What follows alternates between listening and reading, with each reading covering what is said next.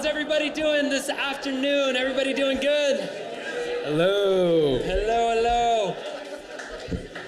Wow. Oh my God. This is quite the crowd this afternoon. I know a lot of people are going to trickle in as the day comes along here. But firstly, just thank you everybody for coming out this afternoon. My name's John Gleason. This is my friend Janan Pang. Take it away. Let's do it. Welcome to the San Francisco Customer Success Meetup. Let's give ourselves a round of applause. So we are so excited to be back in person. It has been probably, easily over 3 years. I think you know why. And so we're so excited. Just look around this room, just amazing energy, amazing crowd. So thank you all for coming out. Yeah, thank you big time. Who here is at this event for the very first time ever? Put your hands up. Oh my God, wow. A lot of new folks. Welcome. For folks who are returning, you know the story, but for brand new people, this is a Customer Success Meetup. It is the largest meetup actually in the world dedicated to customer success. There's over 5,000 members in our community. And the whole goal of this is to build community. There's so many wonderful people in this community, and we want to make sure that you all can connect. So welcome. We're stoked to have you here today. So we started this meetup in 2016, and as I look around this room, I have to pinch myself because, if you've been to this meetup before, you've probably heard me tell this story before, but the very first meetup we ever had, I think we probably could have fit in this space right here. We had more pizzas than people show up, and so it's just simply amazing to see, this turnout. And I think, over the next few hours that we're going to share together, just so excited for this community to come together. Yeah. So, all right. You know that we went away for a while. There was this big thing that happened in the world. We did try and do this online for a little bit, but honestly, it wasn't the same dopamine kick that we get from doing it live and in person. So last fall, Janan and myself, we got together. We both had the itch. We were excited to bring this thing back, and we started to plan. And we knew that it had to be a little bit different in a post-COVID world. And we started to think about, what is our place in the customer success community? There's so many online forums. There's wonderful people. There's events. And so we got to brainstorming, what is our niche? What is our unique place in the world? And so, am I skipping ahead here at all? No. Okay. So here, the values. This is what we dreamed up. This is what we're all about. And this is the place that we think we fit into this wonderful network. And as John said, there's so much amazing community and online content out there. And so we didn't want to just replicate that. We wanted to bring something unique. And so we wanted to share a little bit actually of what we were thinking about, of what our special place is here. And so I think the first value is just actually in person. There is so much. There's just such a special kind of something unique about connecting in person, building relationships, having that conversation over a piece of pizza, a slice of pizza, in very true San Francisco Customer Success Meetup fashion. And so we wanted to keep that intact from what we had before, knowing that there is a wealth of online resources and communities for the group.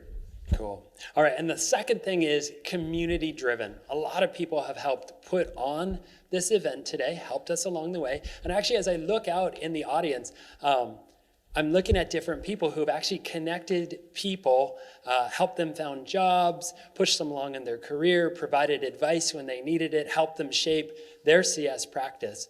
And so that's what we're all about. We're all about building those connections so that people can advance their career. And one thing that I would ask you to do, communities really thrive when people put back into them. And so do your best to give to the community before you take. That's how this whole thing is going to work. So give back in whenever you can. And if you need help, don't be afraid. Raise your hand as well. That's the nice thing about the CS world is everybody helps each other. It's a very special community. And then the third one is content. So this is kind of where it all started. We started this meetup because there was a hard problem that we were trying to work through at the time, and we're like, there's got to be other people working through this. So let's have that conversation with them. And so we wanted to remain true to that and really bring in, experts, operators, practitioners, people solving hard problems, because when we pull together all of our knowledge, collectively we can solve even bigger challenges and than we could have ever dreamed of. And so this is something that we will really, really stay true to. Cool. And then the final piece, it is free. And I think free is really, really special. And when you do something for free, you can be more inclusive. And so we want to drive a great community, and a big part of that is making it so that cost is never a barrier. So people wanting to break into this industry, advance, we want to make sure that they have a free forum to do that. But it is not free, and we quickly learned today, as even the cost today snowballed, that it does take money to put on one of these events. Actually, a lot more money than I think we think. We were kind of worried this would turn into a fire festival at one point. But we have a bunch of folks that we want to thank. So Janan, over to you. We'll kick off. First off, we really want to thank Sequoia Capital as our lead sponsor for this. They really carried a huge kind of load in putting this event on for us. So for those that don't know, Sequoia Capital is a venture firm who has funded some of the best and most innovative companies, tech companies out there, and they are leaning in super hard to customer success and want to build that community and help support us to build that community. So you'll hear more from them later on today, but want to give a big thank you to Sequoia Capital.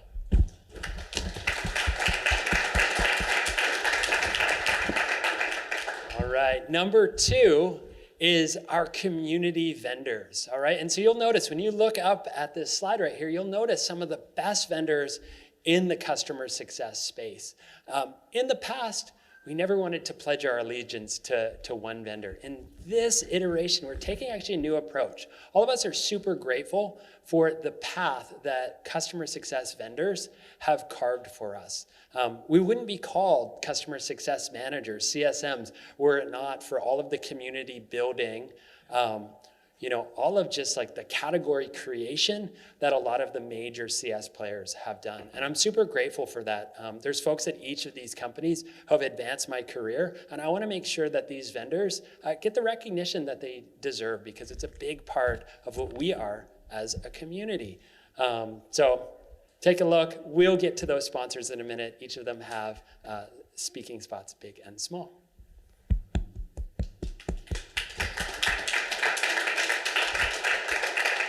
And of course, you can't have a meetup in person without a location, and you wouldn't believe how hard it is actually to find a location big enough for a group this size. And so, huge thank you to Motive for providing the space and the location that enables kind of all of this to happen. And I actually want to give before you hold your applause for 1 second, because I want to make the most noise for somebody at Motive. There's a woman who works here named Eileen Nichols. She is running our workplace. This event would have been a total flop were it not for Eileen. So I want everybody to make as much noise as possible. Give it up for Eileen.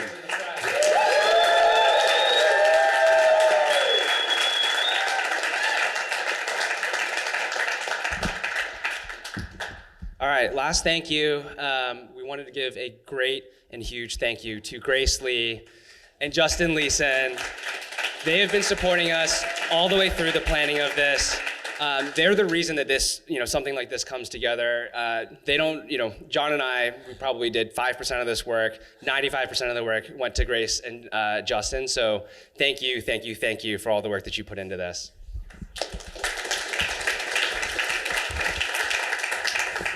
All right, cool. And so there is a lot of people who can't be with us here in San Francisco. And we're going to share some amazing content today. So I need everybody's help to get this content live to the world. So who's got their phones handy? Everybody, right? Everybody's glued to it. By the time we get to 4:30, everybody's going to be back down there. So take it out. Well, use that QR code. And I want everybody to share out the link to the live stream. We're bringing this live to the world. So anybody who cannot be here, let's invite them into the meetup right now. Share it out on your LinkedIn, on your Twitter, wherever you do social. Use the hashtag CS Meetup. All right. The other thing, did everybody get that? Do you want to go back to that? Nod your heads. Got it? Good. Cool. I love it. We're going to go even bigger with this. We want to bring it coast to coast. We want to make sure that it's free coast to coast. So our next meetup, actually, if you've been at a meetup before, you knew that we used to do these every single month. It's a lot of work to do them every single month. And the world has changed. People are all over the place. So you need a bigger draw to bring people in. So we're not going to do them every month anymore, but we are going to do them bigger like this as a mini conference. Next one is going to be in September. And we're also going to try one in New York too. I was in New York a couple weeks ago, and there's an incredible community there. So we figured, you know what, let's do it. Let's try. We're going to go coast to coast. We'll do one in SF, one in New York. And maybe we'll stitch together all the places in between at some point. But those are the starting spots. You can book your plane ticket now. All right, so this is the agenda. I'm not going to run through this. You've probably seen the agenda printed out on a handful of tables out there. What I wanted, the big takeaway here is we have so much amazing content and discussion ahead of us. In the middle, you'll see the networking break. Tried and true, we've always had pizza as kind of a core within San Francisco Customer Success Meetup. So we're bringing that back this time around. Amazing networking at that time. And then you can't miss the Fireside chat at the very end with Ashvin, the CCO of LinkedIn. So excited for the content today. Thank you all for coming. Cool. All right, let's get started. So without further ado, I'm going to introduce our first sponsored content to the stage. My good friend who actually led customer success over at MuleSoft and now is starting a company that is going to change the way we drive NRR. So over to you, Brent. Thank you, John. Appreciate it. Can you go to the next slide, please? Awesome. Thank you. There we go. All right, a little bit about me. First of all, it's an honor to be here. I've been in and around the customer success space for a long time, even before it was called customer success. I live on Oahu, Hawaii, and so John and I happen to be neighbors about 45 minutes, but we only see each other on the mainland and very rarely in Hawaii for some reason. But I do spend a lot of time in San Francisco. So I've been working on understanding and driving performance around net retention for over 15 years now, starting with a company called ServiceSource, where even before SaaS, we outsourced the management of recurring revenue for large companies. And there's two things I learned in that process. One is that it's extremely valuable. This is before people really recognized the power of SaaS, but even in companies at the time who had maintenance revenue, there were large revenue streams that were largely ignored in those businesses that could spin off tremendous value if you focused in the right way. Two, it's not easy. Like net retention, recurring revenue is really nuanced and really different from other types of revenue. So having specific resources and processes and technology to get really good at that are necessary. And then, so I took what I learned at ServiceSource, and then the next phase of my career was at MuleSoft. So built and led the customer success org at MuleSoft from 3 people to over 200 people, managing about $1 billion in ARR by the time I left. And that really inspired me to Reef, because there were some things that I powered through and suffered through, frankly, in my time at MuleSoft that I thought were a real opportunity to go create a new company and to do some things specifically around net retention. And promised John not to make this a commercial about Reef, so I'll just say briefly, what we help with is if you want board-ready analytics out of the box, able to get up and running on net retention, we're good at that. We're good at optimizing resources, customer resources based on revenue impact. And 3, helping to quantify the impact that customer success makes on revenue.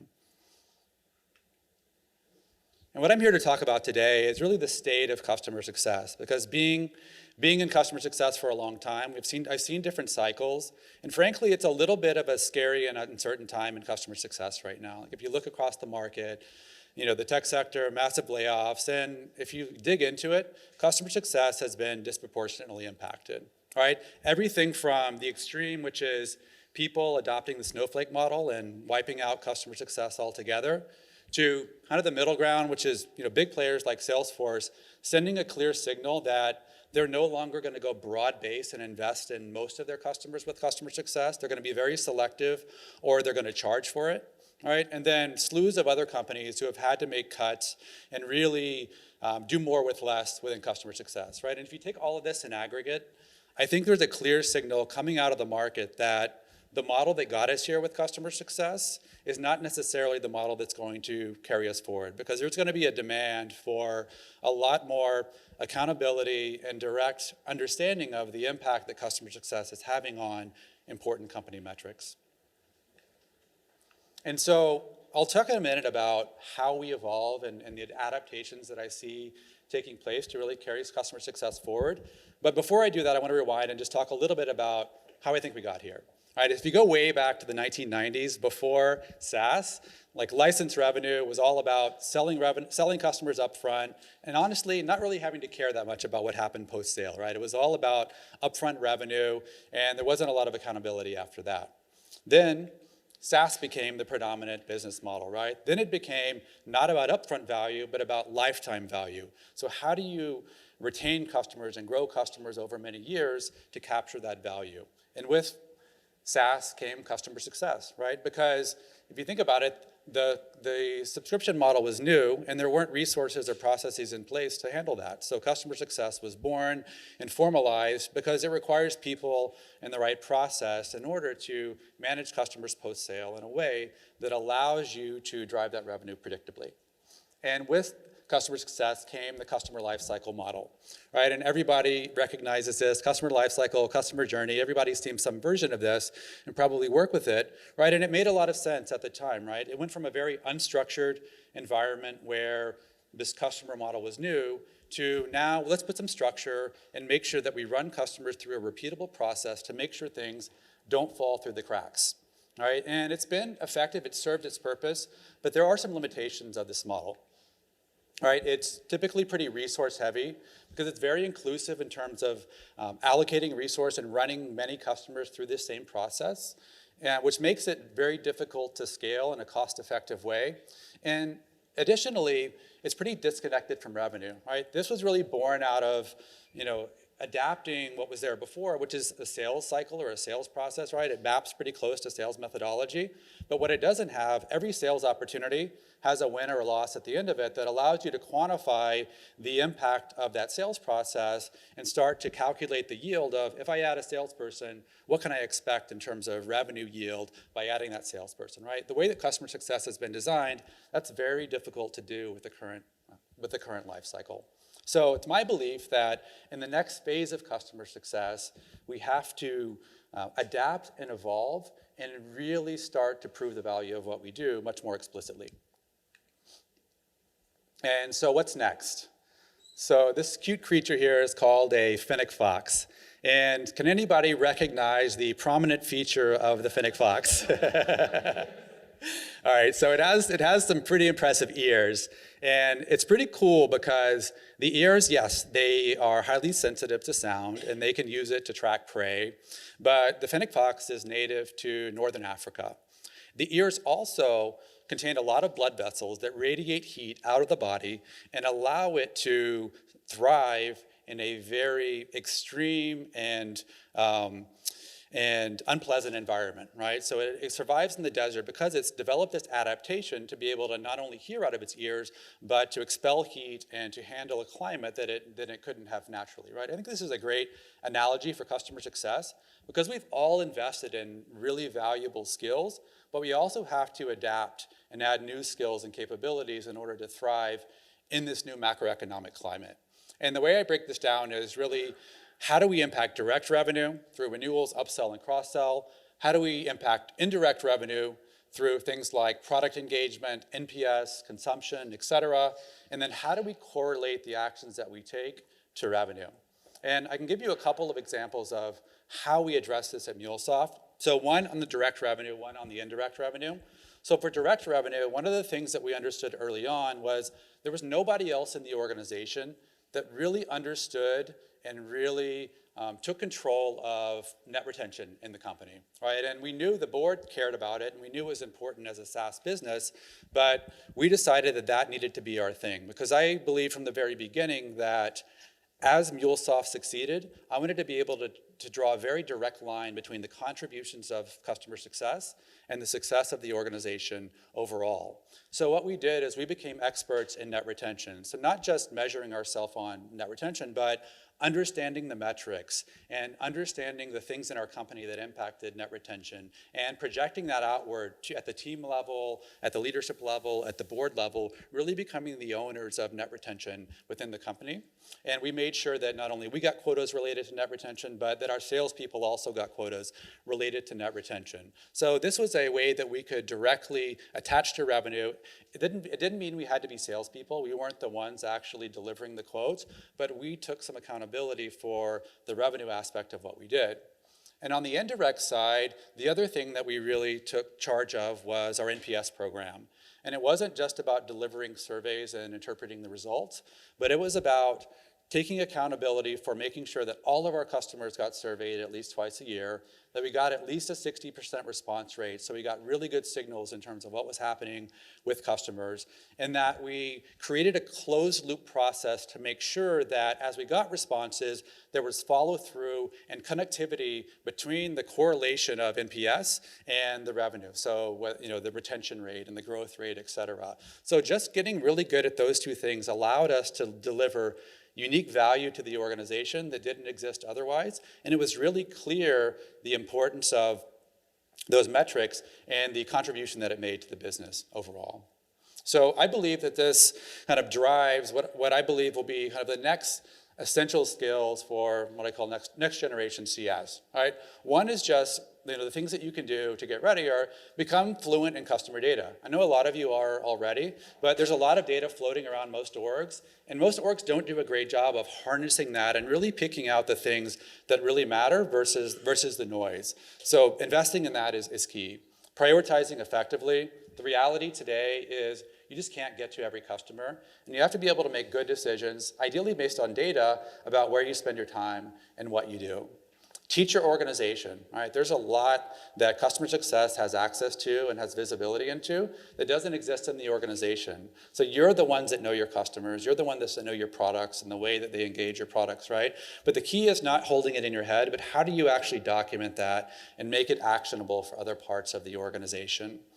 Embracing accountability. This is a tricky one within customer success because most CS people don't want to be salespeople, and there's a reason that they exist separately, but that's different than being accountable. So even if it's not a quota for sales metrics, actually embracing this idea of can I actually measure and quantify adoption and take that on as part of my responsibility and part of my comp plan, or the NPS process, or there's other areas of the business that aren't sales where you can start to quantify the impact of what you do.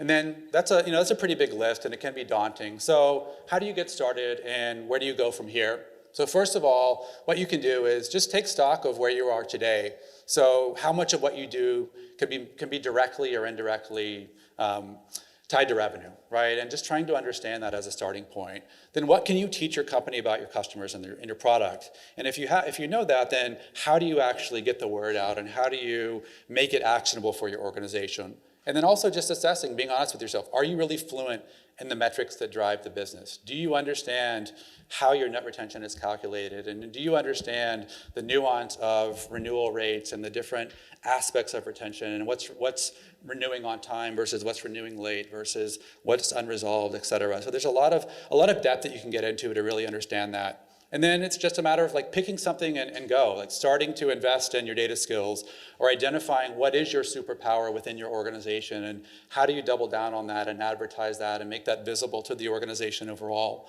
And how do you embrace roles or initiatives that have quantified accountability?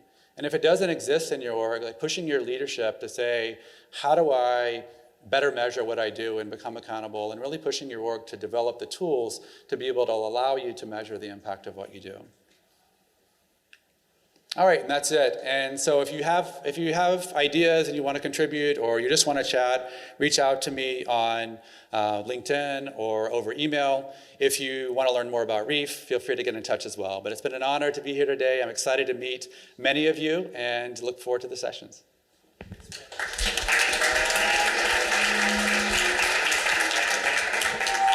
All right, everybody, give it up for Brent one more time. That was a really insightful presentation. I want to bring up our next panel here. It's a very, very special panel. It's actually one that's close and near to dear to my heart because I actually came into this world as the first customer success hire at a company that I was a part of. Anybody here going on that journey right now? First customer success hire. Cool. I love it. This is going to be fun. All right. So let's come on up. Panelists, come on up. We'll introduce you on the other side. Yeah. Cool. All right. So we've got an amazing panel today. But before I introduce the panel, I actually want to introduce you to our moderator. Anna Khan is going to be our moderator today. She is a general partner over at CRV, which is a venture firm. Anna is one of the world's foremost investors in SaaS.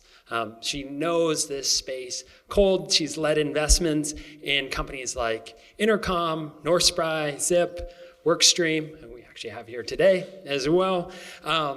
Incredibly impressive individual, Forbes 30 under 30. She's going to be grilling our, actually not grilling our panelists today, asking very nice, really grilling them today. So everybody give it up for my friend Anna Khan.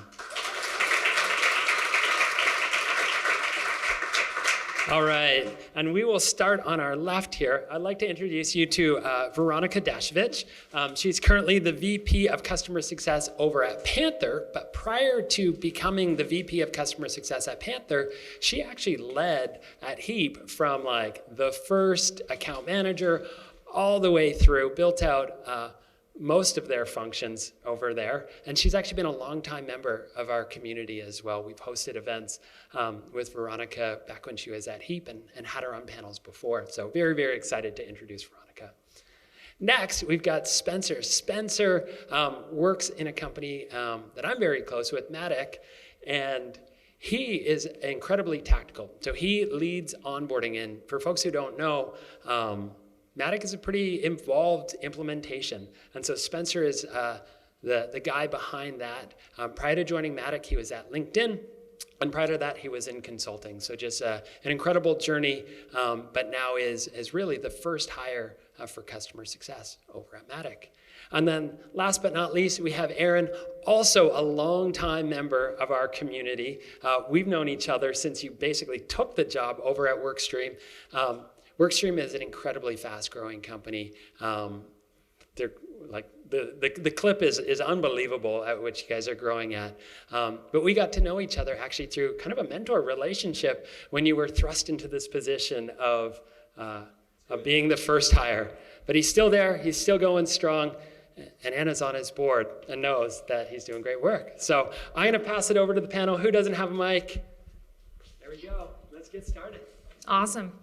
Thank you so much. You know, I have one fun story to share about John, because you know when he talked about the importance of this meetup, one of the elements he talked about is giving back. And you know, a lot of people say that, but they don't really do it in their actions. But John, and it's how we first met, I tweet a lot about stupid things, not always tech. And I grew up in Pakistan. And if any of you are South Asian, you know that cricket's really important to us. And so maybe 3 years ago, an important match was happening. And I was, you know, complaining about the Pakistani cricket team because we had a big match against India. And Motive actually has a lot of Pakistani connections, so I like talking about it here. And John suddenly kind of replies back at me and he says, you know, I manage a team with a lot of Pakistanis, and there's this incredible woman, maybe she's even here today, or she's supposed to be Sarah, and yeah, she's right. And, you know, she's just moved here from Pakistan, and, you know, you're a woman in tech, and she's a woman in tech, and I know she's talked about cricket, and you guys should meet. And like, I couldn't offer him anything at the time. He didn't get anything from me. It was just, he was her manager and she was new to this country and he reached out to me. I could have, you know, ignored him and it was such a selfless act for someone on his team. And so when he talks about the importance of giving back, like he really means it. And that's how we became friends, and Sarah is a dear friend, and you know now she's moved on to Gong and done incredibly well. And so he really cares about all of you here and cares about customer success. Because if you take care of your employees, that means you're going to take care of your customer. So I just wanted to, he didn't pay me to say this, but I wanted to give him that shout out because I think he cares a lot about everyone. Cool. Well, maybe we'll get started because I want the panelists to be the main show here. Maybe I'll just kind of go down. Aaron, you can start, and then Spencer and Veronica. Tell us a little bit about your companies and why did you decide to join so early? Typically I don't see that CS function being, first 15, first 20, even first 30 sometimes. And so walk us through that journey. Maybe Aaron, you go first, please. You don't mind? Sure. Can everyone hear me? So I work for a company called Workstream, and Workstream is a platform to help hire and onboard those hourly workers. So it's not uncommon for an applicant to go from job board to a scheduled interview in less than 20 minutes. And back to the question, why did I join so early? Full transparency, one of their cultural items at Workstream, and it still is, everyone does customer success. So that is one of the main reasons why I joined. But even taking a step back, more importantly, for starters, you have to believe in your founders. You have to believe in the leadership that's really guiding the move forward. And at the end of the day, as CSMs, we also have to believe in the product. So having a product that helps the hourly workers, it really resonates with me. Only because my dad, growing up as a farm worker, coming here from Mexico, he did those hourly jobs. He did that work, and being able to kind of give back to the community and, hey, helping people find jobs. That's kind of the intrinsic motivation that my CSMs need to continue to help out our customers.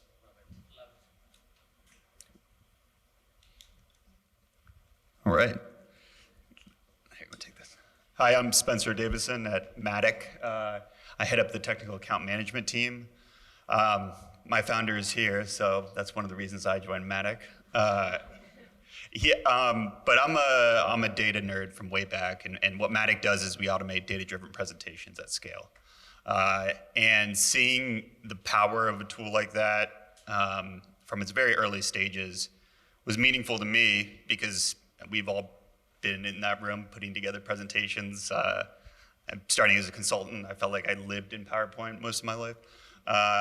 And seeing that process, the way to automate it really gave me energy because I saw that it was a problem worth solving, and I get to play with data since day one, and I've always liked that. So we're continuing to grow in other content areas, but I think the most exciting thing for me is seeing the evolution of the company over time and then growing with it respectively. Awesome. Thanks for having me. I'm really excited to be here. It's been a long time since we've done meetups for the San Francisco Customer Success Group, so it's awesome to be here. Pre-COVID, we were doing these monthly and hosting my office, talking in panels, so it's awesome to see everyone post-COVID. I currently work at a company called Panther Labs, which is a cybersecurity company. So I work with a very technical customer and a very technical product, kind of a little bit more like the middleware space. I really come back to my roots from working at IBM, where I started my career, and I wanted to take this opportunity a few months ago to really push more into the more technical persona, and saw the market need for this and really believed in the founder story. But prior to that, I worked at Heap, which is a product analytics company, for 5.5 years. I joined as employee 40 as a customer of Heap, and the big reason why I joined Heap at the time was that I was using Heap at a prior startup to better understand my customer, and found that product analytics was just a very niche new area that really transformed the way that I did my work in customer success. And joining Heap as the first CS professional was an amazing experience to be able to have so much data on my customer and be able to really create a lot of automation and spearheading a lot of the product-led growth work that now is very common language in the world of SaaS. So I've really, taken away a ton of experiences from Heap in how to use data and how to understand your customer in a very underserved market in customer success tools still today. So I think that, big advocate of product analytics products for CS, but excited to be here. So thanks for having us. I'm just going to speak very loudly. So if you can't hear me, just kind of raise your hand in the back. But I guess one of the perspectives I want to bring to the panel is the investor perspective. And the investor perspective is not always accurate, but we definitely like to ask the hard questions on the board level. And so I guess for each of you, how did you know that it was the right time to come in as a CS leader? In our opinion, and I want you guys to tell me if that's wrong, sometimes coming in too early when actually there isn't product market fit, you don't even really know what you're selling to the customer. We sometimes prefer that the founder is doing most of the customer sales, right? Because they're refining the product. Some early customers actually like having the CEO or the co-founder on the phone. Is there a too early to join? And maybe be as tactical as you can. Like, is there a number you look for? Is there a number of customers? Is there ARR to help others that are perhaps, that love the function but don't know when to join a company if they haven't found that product? Maybe Spencer, why don't you take that? Yeah. I'll just speak loudly as well. Okay. No, I joined right before the pandemic, so that didn't seem like a good time. But I didn't know that was coming. No, there's a real benefit in joining early because you have few customers, so you get to be very embedded with them, and you get to be that consultant-esque role that I think we all like to be in CS, where you're their advisor and you're helping them get value out of the product. Now that doesn't scale, but then that's part of the fun too, is figuring out what works, figuring out what you can scale and what you can't, and at least that's been my experience. And did you feel like you needed buy-in from the founder? Like the founder had to believe that he or she could not do customer success alone? Yeah, I think he realized that pretty quickly. I think we came from, we both came from LinkedIn, and we had a robust customer success team there, and we knew the value of retaining customers rather than, the cost of new logos, and the rewards with that too, and building those deeper relationships with customers. So he had that value. There wasn't much. He knew that value. There wasn't much needed in terms of buy-in there.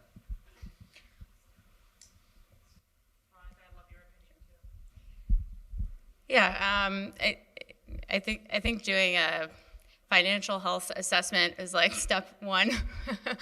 So really dig into how they measure net retention. Net retention is also sometimes net renewal rate or quarter over quarter, year over year, and you have to be really dig into how they're measuring it, and the time of the expansion, the time of the churn, is it contraction, is it full account churn?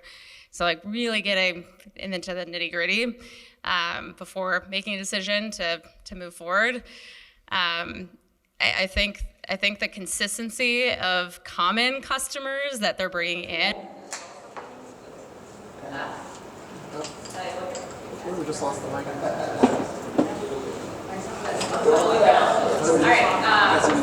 right. We lost the mic. Just turned off. Wait, what do you guys say? The customer base, repeatability of the use cases. So if they can articulate the use cases, articulate the buyer, articulate the end customer, technical user, that is also a very good signal for me that they have a consistent approach that they've been looking for in what customers they are bringing in. And then additionally, this is my second startup joining where I was the first time founder, and the second experience where the founder has not really been talking to customers as much as they should have, and they recognize that, and they need help in that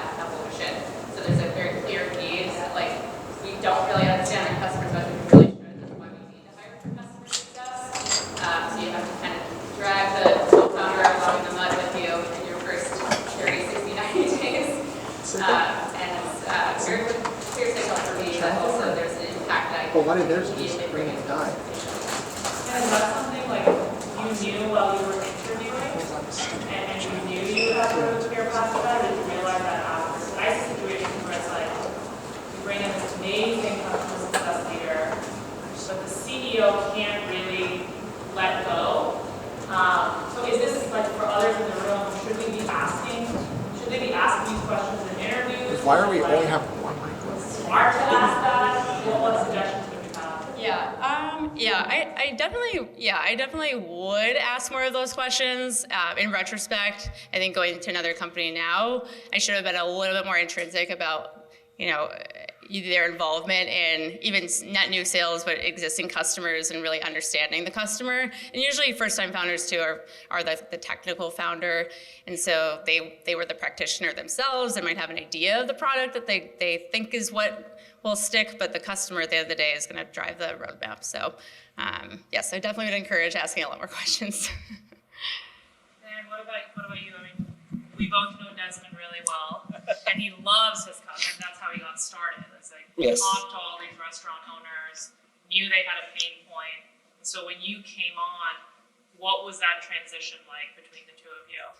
Yeah, so we worked really closely with customers like Coupa Cafe, Equator, like very close people here in San Francisco. And coming in, yes, my CEO co-founder, he did a lot of the selling. But on the flip side, my other co-founder, Lei Zhu, who is in charge of product, he did a lot of the success. And so, of course, coming in, the correct answer, it all depends as well, the grad school answer. But in retrospect as well, like we all know that early CSMs, they also act as a Band-Aid as well for certain product deficiencies at that time. And as the product scales, things become a little bit easier as we continue to reiterate and give feedback over to the PMs. A story that I always tell my CSMs was when I first started, users had to reach out to us to add additional users. Like take some time to reflect on that. You can even add more users. The great thing is we did fix that, quite fast. So I think we also take in consideration like the product maturity as well. Like, is it a self-serve product? And also like, what is going to be the go-to-market motion? Is it going to be product-led growth or is it going to be sales-led growth? And from what I've noticed, like if there is a strong sales motion, a product sales motion, having that CSM there, it really helps bring the value together and what was sold during the sales process. So I would say, yeah, it depends on the product as well and where it's at. That makes sense. Spencer, you talked a lot about the importance of data in the customer success function. And I think, right, you also mentioned that sales is, I wouldn't say easier, but at least easier to manage. It's like, oh, well, either you had a demo and demo to close and you won or you lost. Whereas customer success is a little bit more hairy and gray. But as investors, there is a metric that we think tells us semi-truths about the business, which is NRR. But I've seen multiple ways that's measured in board meetings. And some ways I think are incorrect, and some are correct. I would love each of you to maybe hone in on the one metric which, like, when you talk about your KPIs to your team, is your North Star. And maybe there isn't one metric, and feel free to bring that up too, but if that's NRR, how exactly do you measure it? And what are ways in which you perhaps have made mistakes relating to that KPI in the past? And Spencer, I'll give you that very fun question first. Thank you. Well, when I started, it was very important for me to have metrics stood up. So I had kind of a core 4 that I started with that were related to customer health. But when you're starting off at a startup, you don't have that much data to actually build a sample size. So you don't really know what correlates to what at the time. But then as you grow and evolve, you see what leads to expansions, what leads to growth at accounts. Net retention has always been a metric that we've reported on, and we try to hold our team accountable for. But again, it's not something that my team members aren't tied to a quota, but they do have metrics that we think are leading indicators of that NRR around active users, presentations generated, things like that. So there's different metrics that we track internally that lead to strong health, and then that strong health has hopefully led to increased NRR. So if your team isn't tied to quotas, then how do you measure their success? It's a good question. There's 2 members of my team. We have an OKR process, and around that OKR process, we've got customer health metrics that the team is tied to as a percentage of their accounts hitting those health goals. Aaron, what do you think about NRR and how to measure it? No, definitely. Here at Workstream, we recognize early on that onboarding matters. And we had to really actually stand up an onboarding team to really help our customers get to a really clear and fast activation. Because if you don't have employees in your QSRs, your quick service restaurants, you can't make money.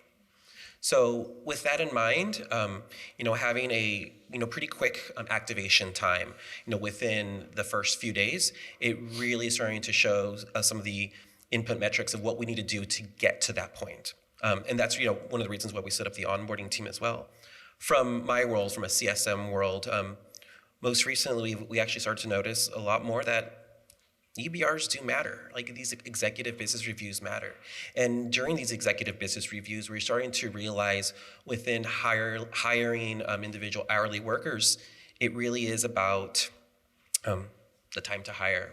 So anything that we can do around the time to hire is really starting to push that correlation between are we doing these actions and starting to lead with a better net revenue retention. And a little teaser, we had some very, very little churn last month. Under 1%. Very happy about that.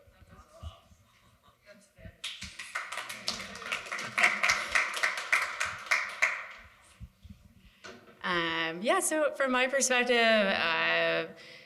I measure net retention year over year as the primary North Star metric. As mentioned, when I walked into my new company, they were mainly doing net renewal rate, and net renewal rate is important to measure, but at the end of the day, we need to make sure we really understand the impact of the customer base through the entire trailing 12 months.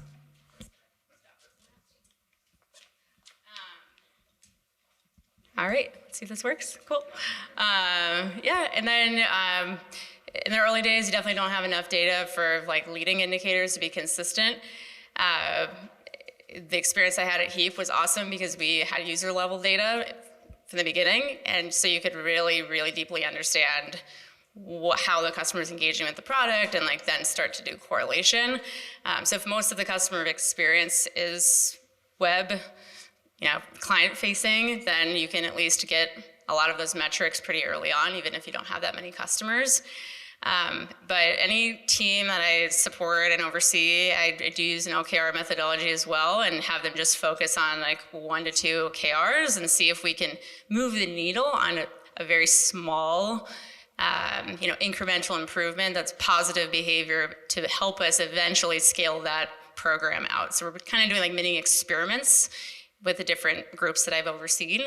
And ultimately, that eventually will scale, but in the early days, it's a good way to show some early proof points. For example, if you're gonna do a webinar or a training or something, what is there a persona or a step forward change of engagement that you wanna see going into those, and then do you see positive behavior thereafter? Are they then going into product more as a result of the training? So trying to show some of those micro experiments has really been how I've focused on the impact to net retention as the North Star in the early days of a startup. That makes a lot of sense. And maybe, I asked you a lot of sort of how you thought about the CSM function, but you're also all leaders of a team. And that means you have to grow a team around you and lead it and then report back to the executive function. What are maybe let's start with some mistakes you made early on in what you looked for in that team? And then also, certain people that, let's say a lot of people in the room want to work for the companies that you lead. What do you look for? Is it being smart with the data? Is it being super personable with customers? Is it someone that's been on CS before? Like, what is it that you look for? But let's talk about the mistakes first. So, Aaron, what's kind of a mistake you made as you grew your team initially? Many. I mean, overall, I think one of the biggest mistakes that I've encountered is when it comes to headcount. I was always too low. And having a low headcount, did result in missing a few customers here and there, and really finding those strategic customers that are still small, but we kind of lose sight of that. So I think overall, that was one of my biggest mistakes, and we've had a lot of great people join the organization, a lot of great people on the RevOps team to kind of help me and guide me in those directions to be able to figure out a little bit more about capacity planning. We brought in a great VP, kind of VP of Success, Sam Lee, and he's been able to kind of help me out and guide me towards finding a really great number. So that was really why my first, one of my big mistakes that I encountered very early on. And then what's something that you look for as you continue to scale your team in a CSM rep? No, definitely, and it's also worth noting that we do have a team here in the United States as well as a team in the Philippines as well.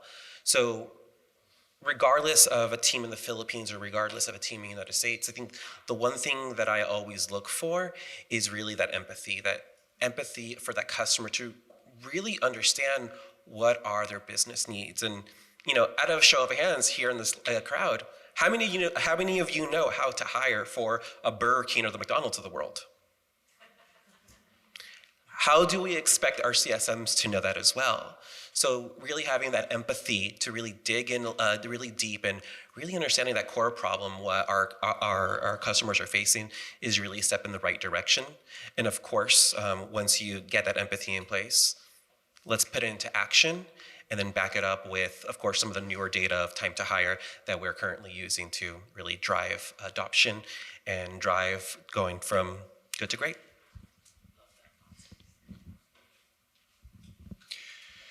Yeah, I mean, for me, the most important part of hiring was around the ability to have a growth mindset and be compassionate with your customers, especially with a newer product, things are going to go wrong a lot and things are going to go right a lot, but more often wrong.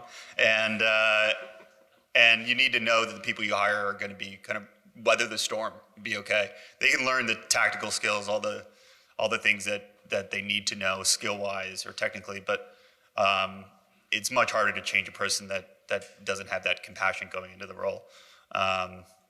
So I can totally empathize with the always having too few people. That was always, you're always looking at the making sure that you're a lean team and you're being effective with the least amount, but you have to also know that you're potentially hurting the organization by being lean at times. So yeah, I can understand that. All right, so definitely also made my fair share of mistakes. I think one of the big learnings, mistakes that I saw at Heap, our sales team was not doing anything really with customers, no renewals, no expansions. So I really over-indexed on kind of creating more of a lagging account management team. We were doing onboarding, we were doing everything in between, but we're really focused on the tail end. Should be focused much more on the first 90 days, even from the beginning, even if it's hard. And that's really hard to refocus, and you want to slide and grab all the customers that are potentially going to be churning at that time, but it's kind of too little too late. So there's only so much you can do, get the learnings from those and focus on the new customers, really make them very, very successful. So it's something I'm bringing into my new company, and I feel like that's not talked about as much. Some sales teams are awesome and really lean into expansion and renewals. And interestingly, I've joined 2 startups where that hasn't been the model from the sales organization, so might be different from other people in their experience. And then what I really look for at startups and CS professionals is growth mindset. We talk a lot about skill, will as a diagram. It's really hard to teach will. So You can only bring them so far if they are not ready for that kind of change. CS models also change a lot, and it's awesome. It's exciting. That's why I like CS, because there's never really the same playbook at every company, and even each year, sometimes it changes pretty significantly. And the people that make it through 4, 5, 6 years are the ones that are prepared to change the role that they're doing, and they're there for the learnings and are not defensive and lean into the change as the growth that they get. So it's important in interview cycles to really look for those people. And a lot of that is like, are they willing to motivate themselves to do something that's like experimental? Are they willing to take the time to take a certification? Are they engaged and like kind of challenging in the conversation and not just kind of going along with what they're told? So I definitely advocate for the need for will as a very good skill from early startup employees. I'm way over. John's like, what are you doing? I just have one last question, and then I promise. And this is off script. So, from an investor's perspective, we always say that customer success is so important, and yet our belief is that you don't have like the system of record where you manage everything that you do. And we've always tried to invest in what could become it, but frankly have not been successful doing that. Probably the company that came closest to that was Gainsight.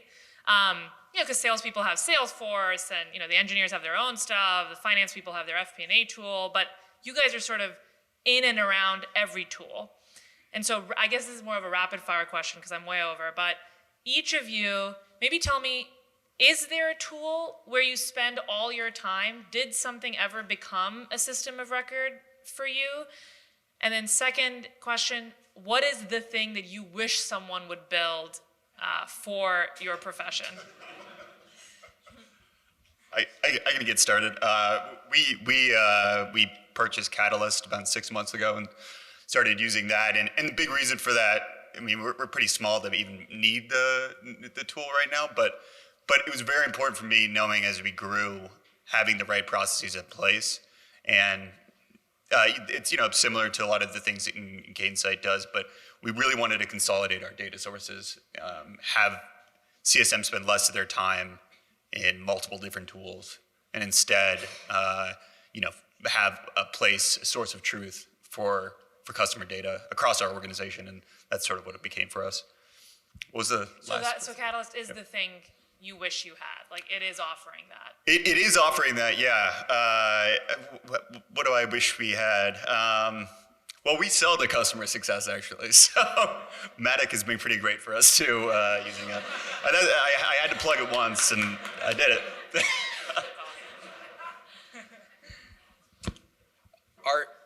To be full transparent, like our system of record still is Salesforce, and I think moving forward, we have a great revenue ops team led by Chow or locally, who did say when she first started, "You're going to get into CS software soon." I'm like, really? But we have to be ready for it. Like, we have to make sure that you're mindful with your processes, your playbooks, and there definitely is a time when you do need a CS software. So I think my future ask in the future is having that CS software when it's the appropriate time. So. Awesome. Veronica, any last words? Yeah, just really quick. I've used Catalyst a decent amount as well, and I see some like benefits of the bidirectional writing to Salesforce. But Salesforce, at the end of the day, is the source of truth, and that's just consistent. I am a big advocate of, again, product analytics tools. So I would encourage you to look at them and like use them. They might not be the best dashboards that exactly your CSM wants, but I'd like to see product analytics evolve more into the CS category. I think that would be very beneficial for a lot of CS teams. And then lastly, I have been familiar with this product called Process Street, and it's kind of like a way to hold your team accountable automatically without having to have a meeting about, did you run this playbook? It's a lot easier to use a tool like that, but it's not really integrated into Catalyst or Salesforce yet. So I'll definitely be interested in seeing how tools like Process Street evolve into the CS playbook. So, Awesome. Thank you, everyone. All right, folks, give a round of applause to our panelists and our moderator. We have actually a very special gift from them, from our friend Amelia. She wrote a book, and so everybody gets a wonderful gift. So,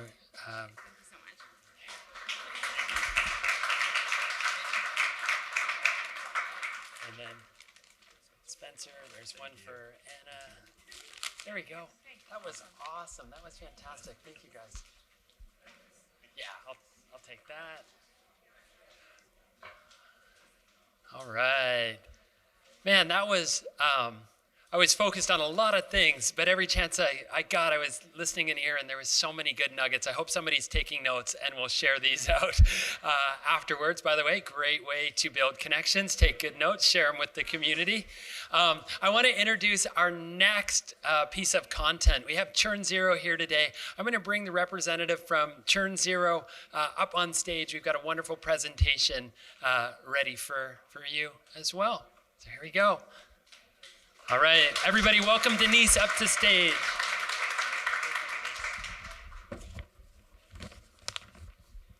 All right, well, if that wasn't a good segue into a source of truth of where you put your customer data, I don't know what is. So, all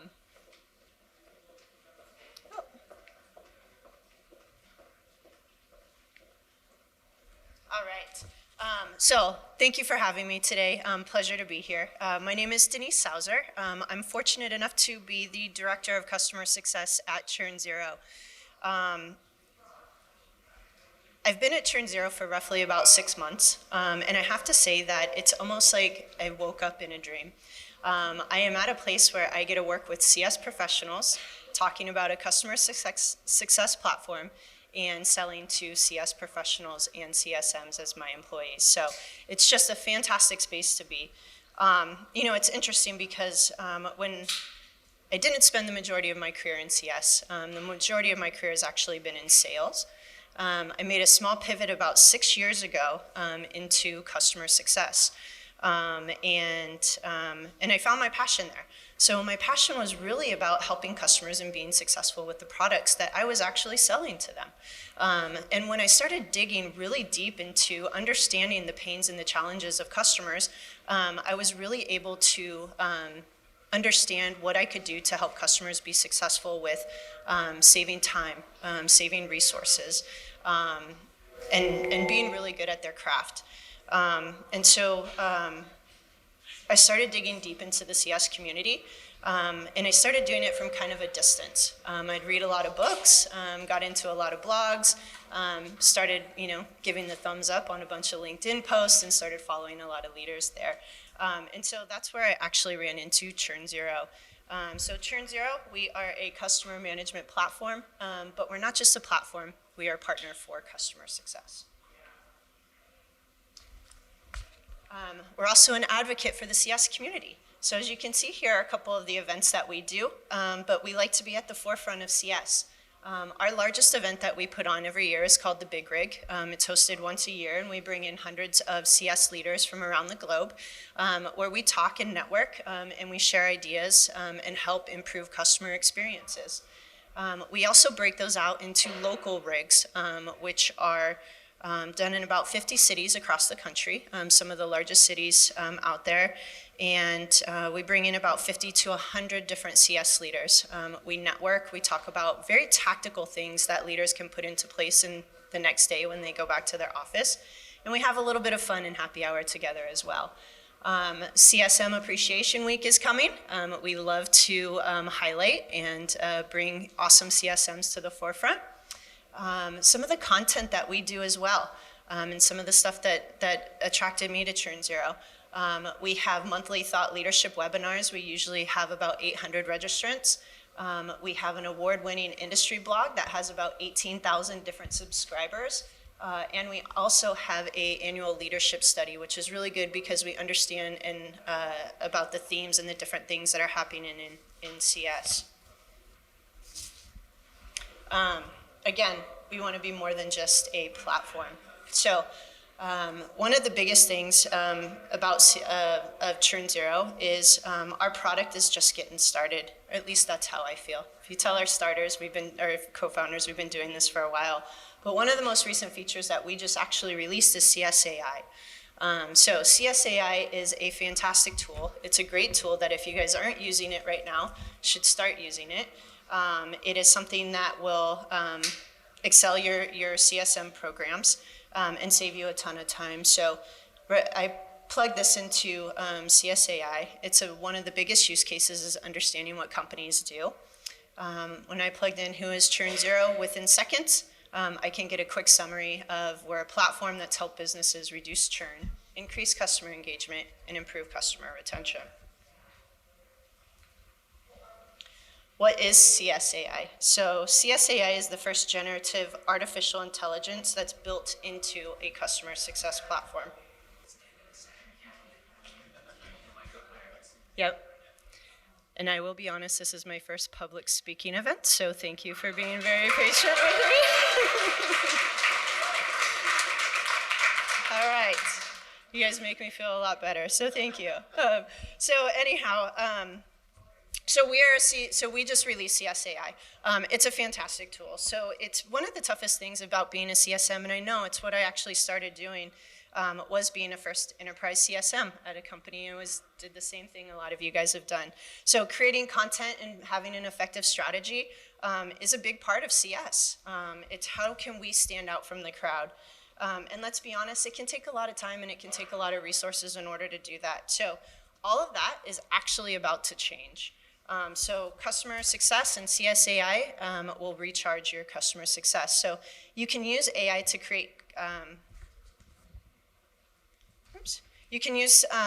AI to create content for emails. You can use it for strategy tips.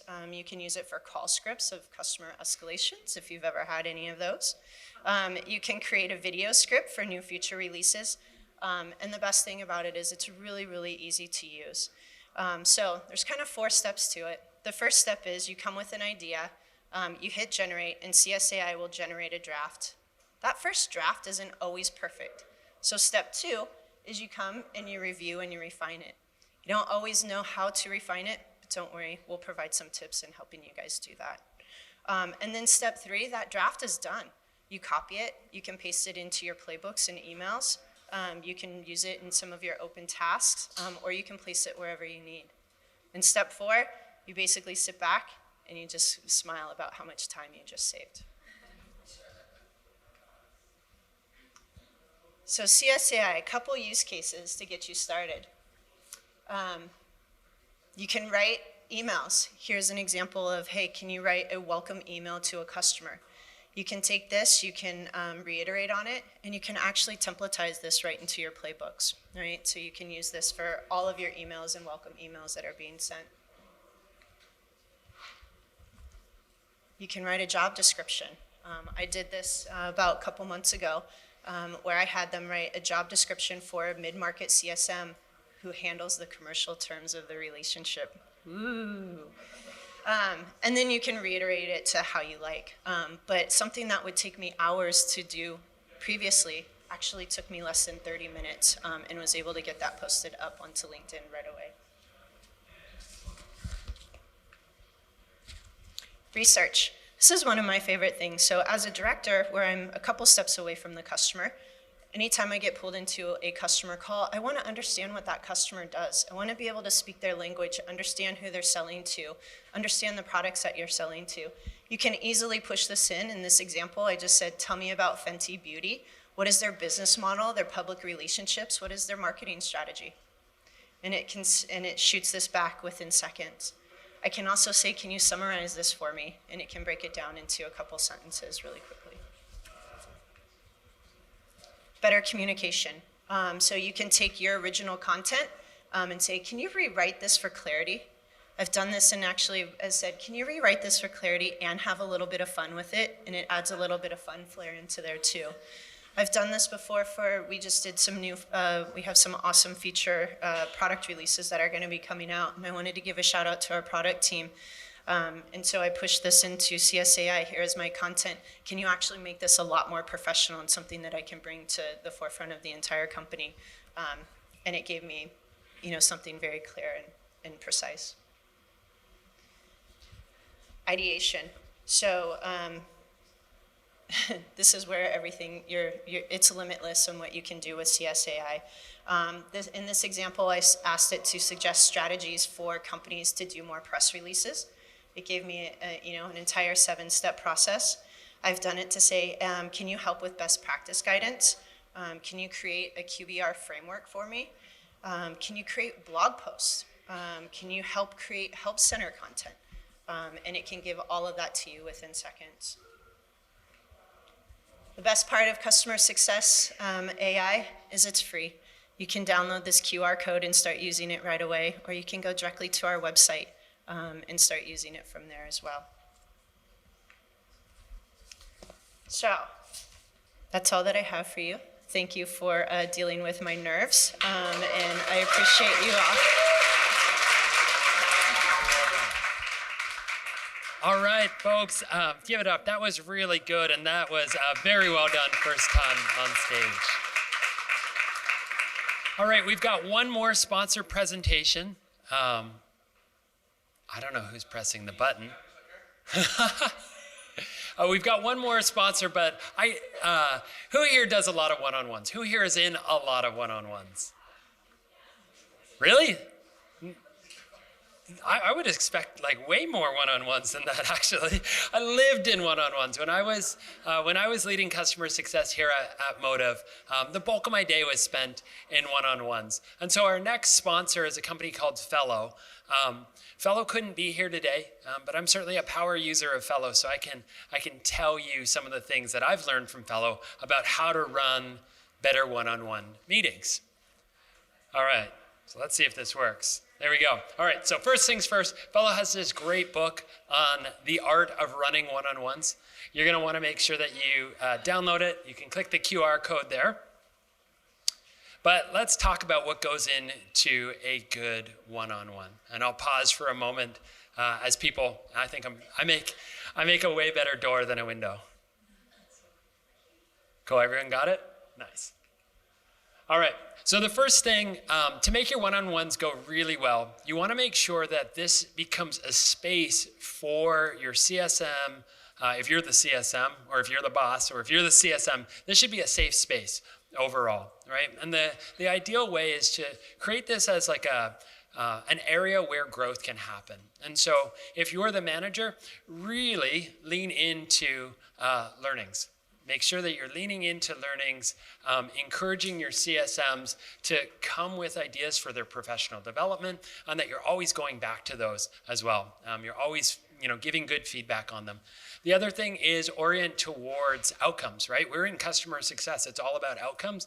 I like to, say to first-time managers, everything I learned about managing a team, I learned from actually being a CSM, right? Think about it. Your customers are your people, and it's all about managing to outcomes, getting those people to where they ought to be. And so that's a key. Secondly, you want to make sure that you're always focusing on driving accountability, right? You want to make sure that what's said just doesn't go to waste. And so the way that you do that is always have next steps. Never have a meeting without next steps. If there's no next steps to a meeting, it's really like that meeting never even happened, right? What's the point of it? How you do that sounds simple. A lot of people don't do this. I think in a COVID world, a lot of people do these walking meetings where they're nice conversations, but nothing ever comes of it. So you want to make sure that you have a system to write it down, and you want to review your notes often, all right? That's what drives accountability. And then finally, if you're not writing them down, and you're like me, and you had close to 200 people reporting to you, how do you remember it all? So you got to write it down, but writing it down and remembering when you're working with your CSMs is actually how you show that you care. When you remember the small details about people, they know that you care about them. And when folks feel cared about, it's amazing the work that they can do. So download that note from Fellow. We're going to get into our next deep dive session. And let's bring it on stage. We've got Anya and Philip. These are two folks that I know very well from a wonderful company called Pave, and we're going to go deep on customer success compensation. All right, so game on. You guys ready? Yeah. Let's do it. All right, here we go. Which button? Oh, Press play. And then, are you on? yeah, here we are. You want to go? Cool. Thanks, everyone.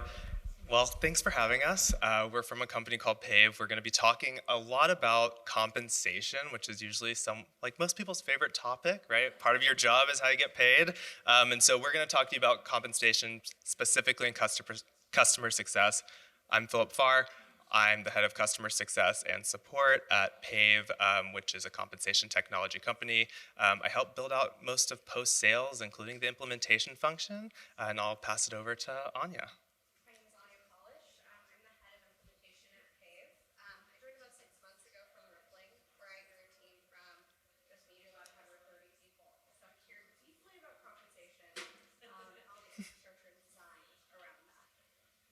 Cool. Okay, what we'll cover. 4 main things today. Number 1, we'll talk about compensation basics, basically orient everyone to the points of compensation that we're going to talk about. Number 2, we'll dive into job architecture and how that translates into compensation. The third piece will be how CS comp evolves with organizations over time and as they scale. And then number 4, Anya will give us a little bit of the raw data and what that means for people's actual dollars.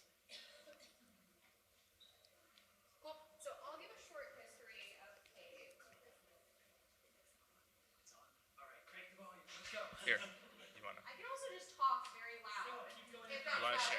You can take that switch on off. I'll give a short history of Pave. Now that I've got the mic, I'm way too loud, by the way. A short history of Pave. If you're a Pave user, you can join me once a month, and I lead us through this, and I talk all about how to search in our benchmarking product. This is not an advertisement for our company, more just an explanation of like, why do you guys know this? Why do you have this information? We're based here in San Francisco. We have a fully in-person culture, which is very rare these days. Our benchmarking product, which is basically an aggregation of compensation data, debuted in 2021. It is free to this day. It is a give-to-get platform. We have some paid SaaS products. Most people know us for this free benchmarking product. We acquired what is called Option Impact from Morgan Stanley. That's a survey-based compensation survey, right? 6 to 12 months trailing. People kind of like give information about how they pay their employees. We acquired them last year. And right now, we maintain the largest compensation data set in the US. It's about 500,000 real-time data points, primarily tech-focused, primarily pre-IPO companies. How does this work? What we do is we basically have companies connect up payroll systems, HRIS, applicant tracking systems, and we ingest data about how they're paying their people. We aggregate that, we de-identify it, and we slice it up so that we can give really relevant insights like how are CSMs paid in San Francisco at companies valued under $25 million, which we're going to get into in a bit. Oh, I'm on basics too, right? All right, so what is total compensation? Total compensation is your cash, what you're getting in your base salary, what you might be getting in bonuses, commissions if you're on a variable plan, benefits, which are often overlooked. Your company still pays for a portion of your health insurance. They offer you benefits like PTO, L&D, all of these things that are really, really valuable to that employee at the end of the day. And we would be remiss, since we're in Silicon Valley, if we didn't talk about equity, which pre-IPO, post-IPO are very, very different things. We'll talk a little bit about both pre-IPO equity and our public company common stock as we get into this. Some key terms that are important, especially as we get into design of job architecture and the data itself. Your compensation philosophy is really how your company has decided to pay employees.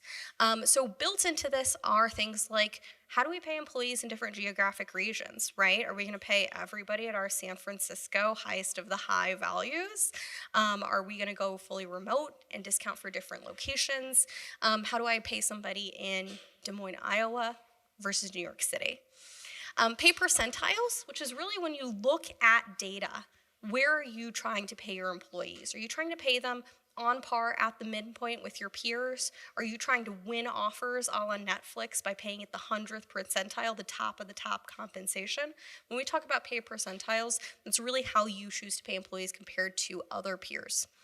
And compensation bands and pay ranges, that being kind of the range of compensation for someone's given level, the corresponding levels and job families that attach to those, right? I think we all know that CSMs are not paid software engineering salaries, right? Those are different job families with different compensation bands inside of them. Phil's gonna talk you a little bit through job families and job levels, particularly as it pertains to CSMs. Compensation types, again, we've got our base pay, we've got our variable pay, our pre-IPO equity like ISOs, NSOs, RSUs, which all have very different tax treatment, different vesting schedules, different implications on how you make the most of that equity. And our post-IPO common stock, which I think everybody's very familiar with going to New York Stock Exchange and seeing what's the value of, Facebook, Google today. Okay, so let's talk about job architecture, right? Why am I talking about this? I've built it out twice at 2 different companies. For anyone who has built this out before, it can be quite complex and heady, but it makes a huge difference in the way that your CSMs grow in their role and progress in terms of both skill set and aptitude and all of the good things and the outcomes that come along with it. So first thing that I want to touch on is that this job architecture applies to all job families, right? So if you think about a job family, it could be customer success management, it can be implementation, support, software engineering. These are all unique job families, and some companies, as we see from our side, they actually have hundreds of these, right? When you get to the nitty-gritty in really large organizations. Beyond the job family level, there's actually job levels within each of those families. I give examples of the 2 different types of career tracks that we do for leveling. We have what's called the management track. You can think of that as your standard people management track. There's also an executive track as well that extends a little bit beyond this, but for the topic of this conversation, I thought it made sense to talk about managers, usually people managers, maybe 1 or 2 levels, and then also the ICs, which we call the professional or the P track.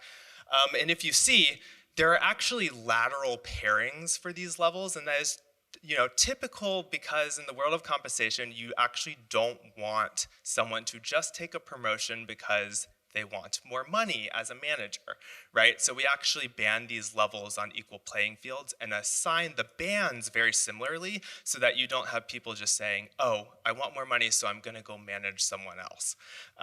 It usually works out pretty well that way.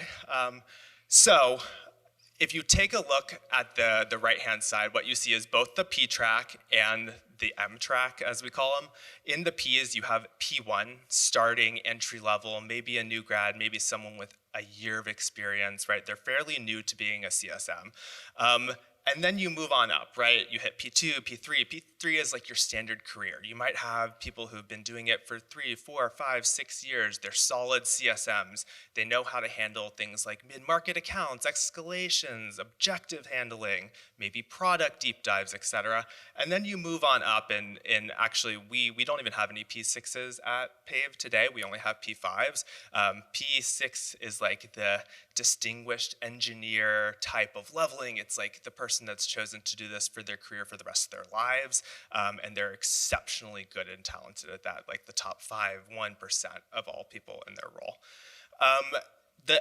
The framework itself is standardized, at least at PAVE, and we see a lot of companies do this across all job families, right? I pulled out 2 examples here of our leveling framework, one for a P3 and the extension of the P3 into the M3. What we're evaluating on here is 1, scope, right? What's the breadth of that role? Who are they working with as individuals throughout their organizations? In the case of the P3, it's usually partnering with peers at a similar level, right? Maybe punching up a little bit above that. And then we look at complexity of role. How heady are the topics that they're working on? What projects are they actually leading? One of my personal favorites, autonomy. How can I have this person do the role and execute in that role as to the best of their abilities without as much hand-holding in that particular part of their job? Prioritization, right? How many things are they doing and how are they actually reordering and changing and reframing their priorities as they go through their day-to-day, and then problem solving, which I think is pretty self-explanatory. On the management track, we're actually looking about development. How are they personally developing themselves and others within their function or their team? Supervision, right? How do they advise and supervise the people underneath them? And then the last thing is actually, what is the total scope of their responsibility? You might be asking, like, well, where's product expertise or product knowledge or industry knowledge or all of these other things, maybe technical expertise in your function? Those are all things that we drill one level deeper, and we have our own set of criteria for, say, just CSMs. The things I'm looking for personally, especially in this market, is really strong objection handling and solutioning, especially given the climate out there. I own renewals as well, a lot to do with about renewal strategy, design, and performance, and then also technical and industry expertise and insight that they can provide to their customers. So let's talk a little bit about how this evolves over time. And I think there were some other presenters talking about a little bit more in detail than what I'm going to hit on. But we've divided into 3 main pillars here. I'll call the first early ventures. What I mean by that is typically your pre-seed to seed type of CSM. They're really doing it all, right? Sometimes they don't even look like CSMs. They look like, enabling the product to be successful in whatever way possible to get your customers launched and happy and successful and then ultimately to renew. Then you move into the late stage venture. Anything I say is after Series B onto a pre-IPO, but still a private company at this point in time. You start getting more definition around that CSM role and the functions that are surrounding it, right? Pave falls into this category. We have dedicated functions for implementation. We have dedicated functions for CS, support engineering, support, et cetera. And then you move into post-IPO, which I call the highly specialized function. It's like, you know your role, you know it pretty well, and you know exactly what your inputs and outputs should be here. So the 2 main components that we're going to focus on for the sake of this presentation are, 1, the cash and the equity components. Typically, benefits are universal for companies, all full-time employees. But from cash, early ventures, you're typically looking at like a base salary only, maybe a base plus bonus as the company permits.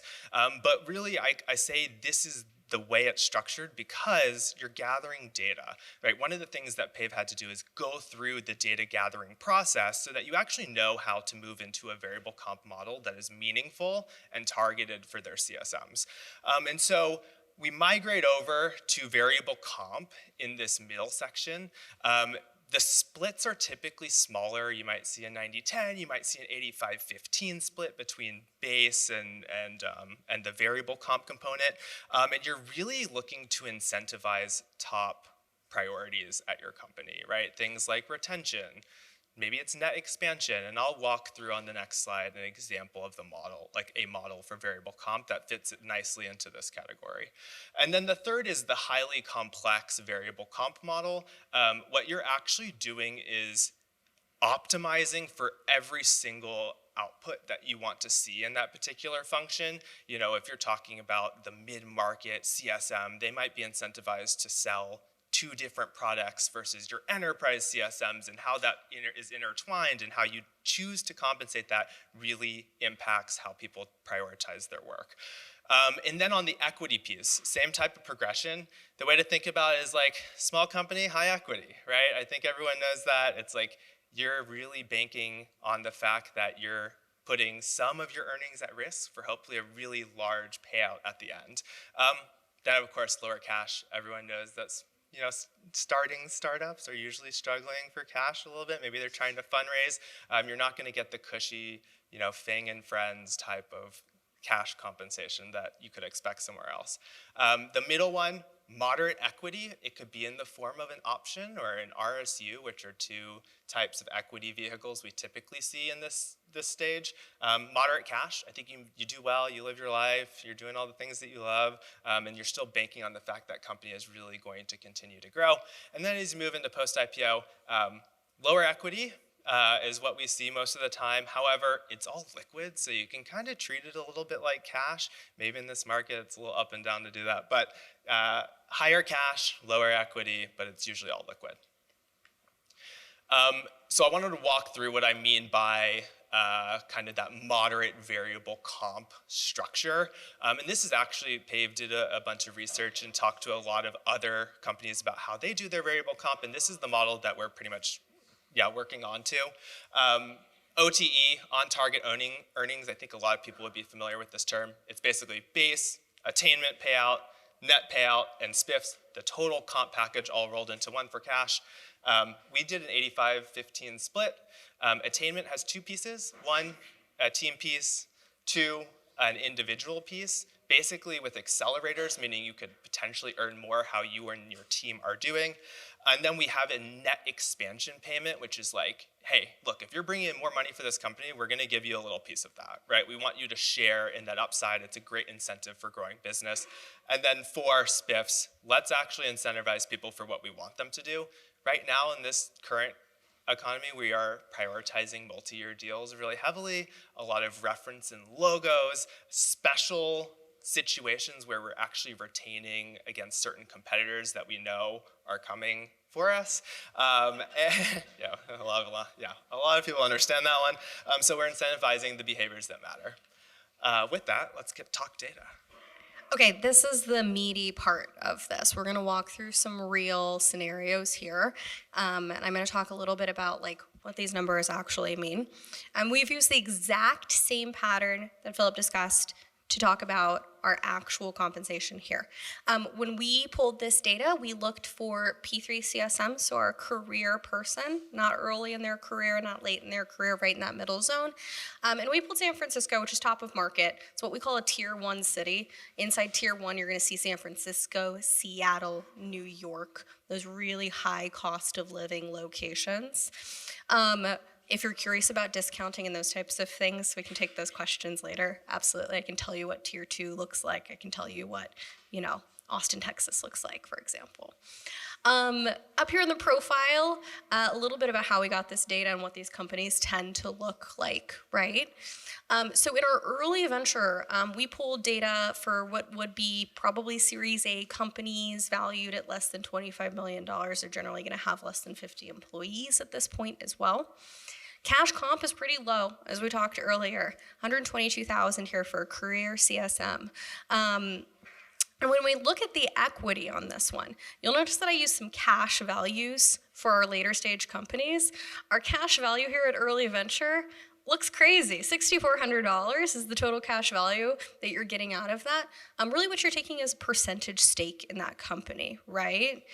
So you're getting 0.0238%. That seems low. Keep in mind that early executives get 1% to 2%. So like for somebody at an individual contributor to get that large of a stake in a company is pretty meaningful. When we look at our Series D and E, what I pulled here is $500 million to $1 billion in valuation, typically. Pretty substantial jump in the cash for our mid CSM here. Our equity feels low, that cash value, $55,000. But what's important to remember at the Series D and E is you're still gonna see growth on that equity package. If you can sink your hooks into a company that's gonna 3 or 4x in value, that $55,000 becomes a pretty meaningful chunk of change at an IPO or other liquidity event, right? And then when we hit our public or post companies, which I pulled for $5 billion or more in valuation here, cash holding pretty firm, which is pretty interesting. That basically, before or after that IPO, we're looking at about the same cash offer. You are getting a substantial jump in that equity, but remember that has lower, more limited growth. It is liquid, right? Which is a huge benefit. But that 104 that we're talking about in equity, common stock, is not really going to have that potential upslope that you'd see at your Series A through immediately pre-IPO company. The next cut we pulled here is our managers. So we talked earlier about kind of that laddering over from a P3 to an M3, right? Which is basically the same level person. They're a little bit lower paid or right on target with their individual contributors. And this is right in line with what Philip was talking about, where we don't want to incentivize people to be a manager to go make more money. We want them to go be a manager because they want to manage people, right? That is a very different job. You can get into leadership and make a lot of money. Maybe next time around we'll pull what those P6s look like. You can be an individual contributor and make a lot of money as well, right? So those are very different career tracks. At our early venture, we had no data for this. This is because those early venture companies, they're not really hiring a management level customer success persona. They're hiring a very strong individual contributor typically who can level up into that or is going to get layered by somebody in management eventually. So this data, pretty non-existent at your Series A. I joined a Series A company. I was previously a manager. I took a strong individual contributor role because I wanted to bank on that growth probably early in my career. At our midpoint here, pre-IPO, the cash, a hair lower than our individual contributor, but pretty much in line. Equity, substantially higher, right? So when we think about this 2, 3, 4xing, again, pretty meaningful money, pretty meaningful upside on that equity component at your Series DE. And then for our public companies here, again, a little bit of a hair more cash for our managers, pretty much double the liquid stock component. So that is a big player here at your public company. What are you going to get as a manager coming in an equity incentive?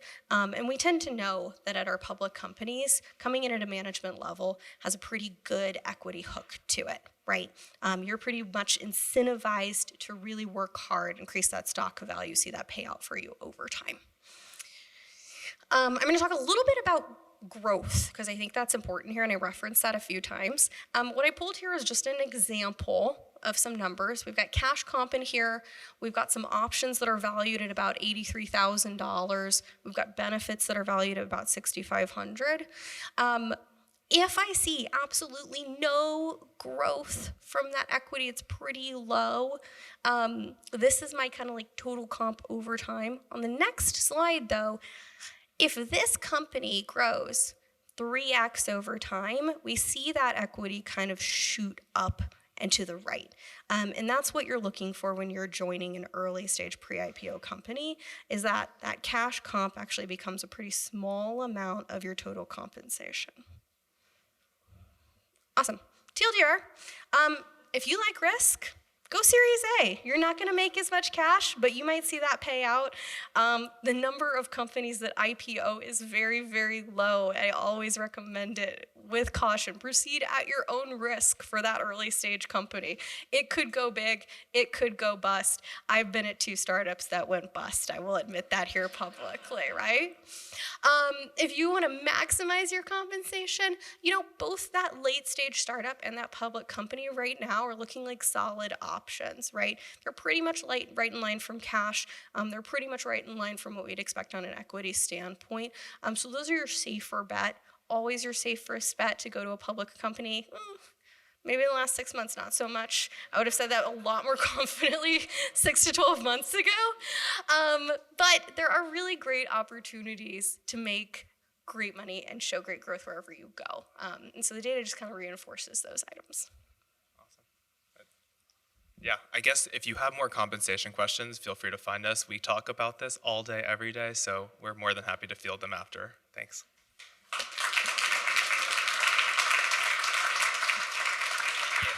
You can just put that. Oh, actually, okay. Wow, that was. I hope you guys took some pictures of those slides. All right, so if there's a super smeller in the room, you probably have smelled. There's pizza here now. Before we let you guys go to pizza, I want to bring up a couple more sponsors. So Client Success and Sequoia. So first up, I want to welcome TJ from Client Success. Thank you so much. Hey everyone, I'm in the unenviable position of being between you and pizza. I'm gonna be pretty quick, but some of you know me as the cookie person. We have more cookies left over too, all right? Crumble cookies in the other room. I'm from the client success team, and we, looking at this economy, are seeing a tight crunch. Customer success is very stressful right now, no? All I wanna do in this presentation is leave behind one actionable framework. Actionable meaning you can put this into place. You don't even have to buy my software right now to do this, just to help in a stressful time. Of course, we are a software. Client Success is a leading customer success platform. We came into the game when my founder and CEO, Dave Blake, who was formerly a global VP at Adobe, had a lovely time trying to hack the ideal customer success solution in Salesforce plus spreadsheets plus everything y'all are doing today, okay? Long story short, he built the tool he always wished he had. That's who we are, a customer success platform. Our calling card from day one has been the easiest to build, easiest to implement, easiest to use. That's been what we tried to do, is simplify. Our slogan, powerfully simple, simply powerful. That's us. That said, our framework we want to talk about. This is an interesting scenario. You ever been shocked when you have a healthy customer, healthy, right, who all of a sudden gives you the termination notice? Haven't anyone? Or a few, okay, more than a few. Or the opposite, someone's on life support and all of a sudden they renew and you talk to them and you kind of don't tell your manager. It's like, oh yeah, I knew that one was coming a mile away, and all of a sudden they pop up and they're happy and you think, what is going on? Well, there's a reason this happens, okay? It doesn't mean your health score, your health model, whatever framework you've come up with to identify if this customer is healthy or not, doesn't mean it's broken. Not necessarily, all right? That said, there are 3 common reasons we'll share, and just for the sake of the presentation, the meat is gonna be the 3rd bullet point, spoiler alert. But there's gonna be 3 main ideas or concepts that we wanna talk through for ways we can tweak or improve. The first one is very simple. One size doesn't fit all. Don't get me wrong, when I'm first starting out in my customer success journey, it makes a lot of sense to start with something. Something's better than nothing. Build a health score, build a framework, and do my best to measure and understand how we're really doing, all right? One size does not fit all. And the reality is, best practice says, I wanna measure my individual customer segments, each of them with its own, with my own health score, health framework, okay? So if I have 5 customer segments, I would likely end up coming up with 5 different measures for understanding how they're doing it. This is simply to say that your enterprise biggest customers, you need to measure them differently than your smallest customers. Pretty simple stuff here. The second point, a little bit more interesting. As companies grow and scale, a lot of customers who are using client success, they have this health score that they love until all of a sudden they realize, hey, things have changed. We added a new product. Things evolve and grow. And we learn and have seen from hundreds of customers' data that it's a little bit dangerous not to evaluate and to weight too heavily certain metrics. Prior to client success, I came from Qualtrics. Any Qualtrics fans? A couple, okay. Survey leaders, all right? Really, really boring, I'm sorry, Qualtrics. Survey leaders, and there's something really interesting at Qualtrics we saw with NPS surveys. NPS is flawed in a business-to-business application. Why? Every single one of you here in a business-to-consumer world, we all have equal buying power, okay? We are all decision makers. If Donna Weber over here decides she had a bad experience on Delta, she can say, I'm never gonna fly with them again. In the business-to-business world, waiting on NPS too heavily is a little difficult because if you just hired me and I'm your first new CSM, I don't have a whole lot of power. And if my response that tells you you're 10 out of 10 is what you're relying on, that's a little tricky, okay? So that's the second point. There's quite frankly a whole presentation built into that second point alone. The third one is the meat, and that's this idea of, do you really understand customer value? Not the value your marketing team told you your product provides, not the value your sales team sold. That's its own topic, right? The actual value that the customer chose you for, bought you for. The bigger the contracts get that you sell, you're gonna start seeing an individual who has to go to their CFO, their controller, with a slide deck with 3 to 5 bullet points that says, give me a lot of money so I can buy this awesome product, okay? Our message to you, this third bullet point is telling you that if you don't understand what was on that slide deck, ideally verbatim in their own words, you're flying blind, okay? So we want to talk about this as the main idea behind a value-based relationship, okay? Take a step back. I need to level with y'all. I need y'all to level with me. Generally speaking, on this idea that generally speaking, all customer outcomes are a function of value. Contraction, expansion, churn, retention. Let's oversimplify, but kind of not oversimplify and say fundamentally it comes down to they didn't get the value out of the product that they thought they were going to get if they leave. If they stay, regardless of what they were using, how much they clicked on this or built those reports or used these API generative model, whatever it is, then they were happy. So that's where we start. And my favorite reason for sharing this, why we wanted to highlight this today, this is something I can implement without product, without engineering, without support. A value-based framework. The evolution to a value-based relationship with your customers, the end result is a beautiful thing. Right now, if I'm a CSM, too many of my conversations go to my customer and say, hey, customer, how's it going? We have too many of these check-in calls. We don't really know what's going on. I want to be able to transform that relationship where I call a customer and say, customer A, you signed up for client success this many years ago, looking to accomplish these 3 things. Let's talk about those. It allows us to have a completely different conversation. The idea is there are 3 principles we need to weave through every aspect of the customer journey. The first of which is this idea of value definition. If you take nothing else from this presentation, that and maybe a cookie from the back room, please. It's this, value definition. We want you to define and document for every customer, what job did you hire me to do? Why did you buy my product, okay? It's that simple. And if I can document their goals, their key business objectives, I understand literally how to lose their business, how to retain their business, how to grow their business. It's very simple, all right? This is a screenshot from my product of how we help keep track of this. It's something that we require and demand for every one of our customers. That's value definition. Value delivery, the second point in your value-based transformation framework. The hardest one, I'm gonna leave y'all hanging because I cannot do this justice in the 30 seconds or so I have allotted to the slide. This in and of itself is its own framework, but this is what's the proactive journey gonna look like that I need to deliver for my customers to make sure we're reaching the right milestones, the right trainings, and make sure I'm delivering value. The first 90 days for a customer, there's plenty of empirical research that shows, will help that customer form an opinion about me and my product that I will either benefit from or suffer from for the life of the relationship, all right? But what we do after onboarding is where you as a customer success manager, as a customer success team can continue to improve and show you the value that you bring to the table. And that's value delivery, the customer journey, what happens when. Finally, value communication. We want to transform EBRs and QBRs. Why do so many of us dread it? We're kind of doing it wrong very often. Not everyone, of course. So, sorry. Generally speaking, we want to make sure we're simply reminding our customers and communicating the value on a regular basis. They might not know or understand the progress we've made towards the goal. They might have forgotten. One of my number 1 jobs as a CSM is don't let the customer forget what they bought you, what job they hired you to do. Fundamentally, that is how we grow, retain the business. So, takeaways, very simply, number 1, pay attention when you have those scenarios where someone you thought was healthy wasn't healthy, pay attention.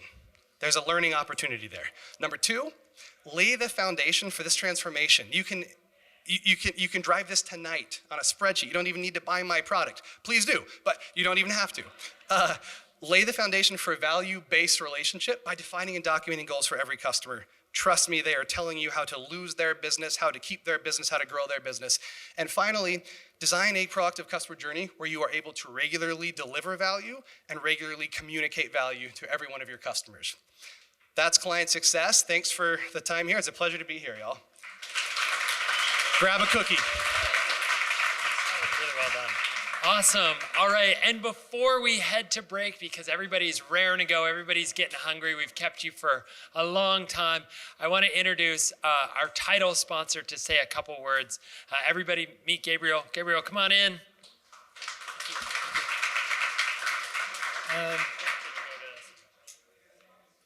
Okay, cool. This will be super quick. I know pizza's next. I don't even have any slides, so I think you guys will enjoy this. I'm Gabriel. I'm from Sequoia's go-to-market team. We're in the middle of building out our customer success network. Historically, this has been a network that we have not prioritized, so really just building out candidate networks, expert networks. So if you're interested in having a conversation, feel free to flag me down. And that's it. All right, folks, let's grab some pizza. We will be back in 30 minutes with more great programming. Thanks, everybody. Game on. Let's do it. Let's eat pizza.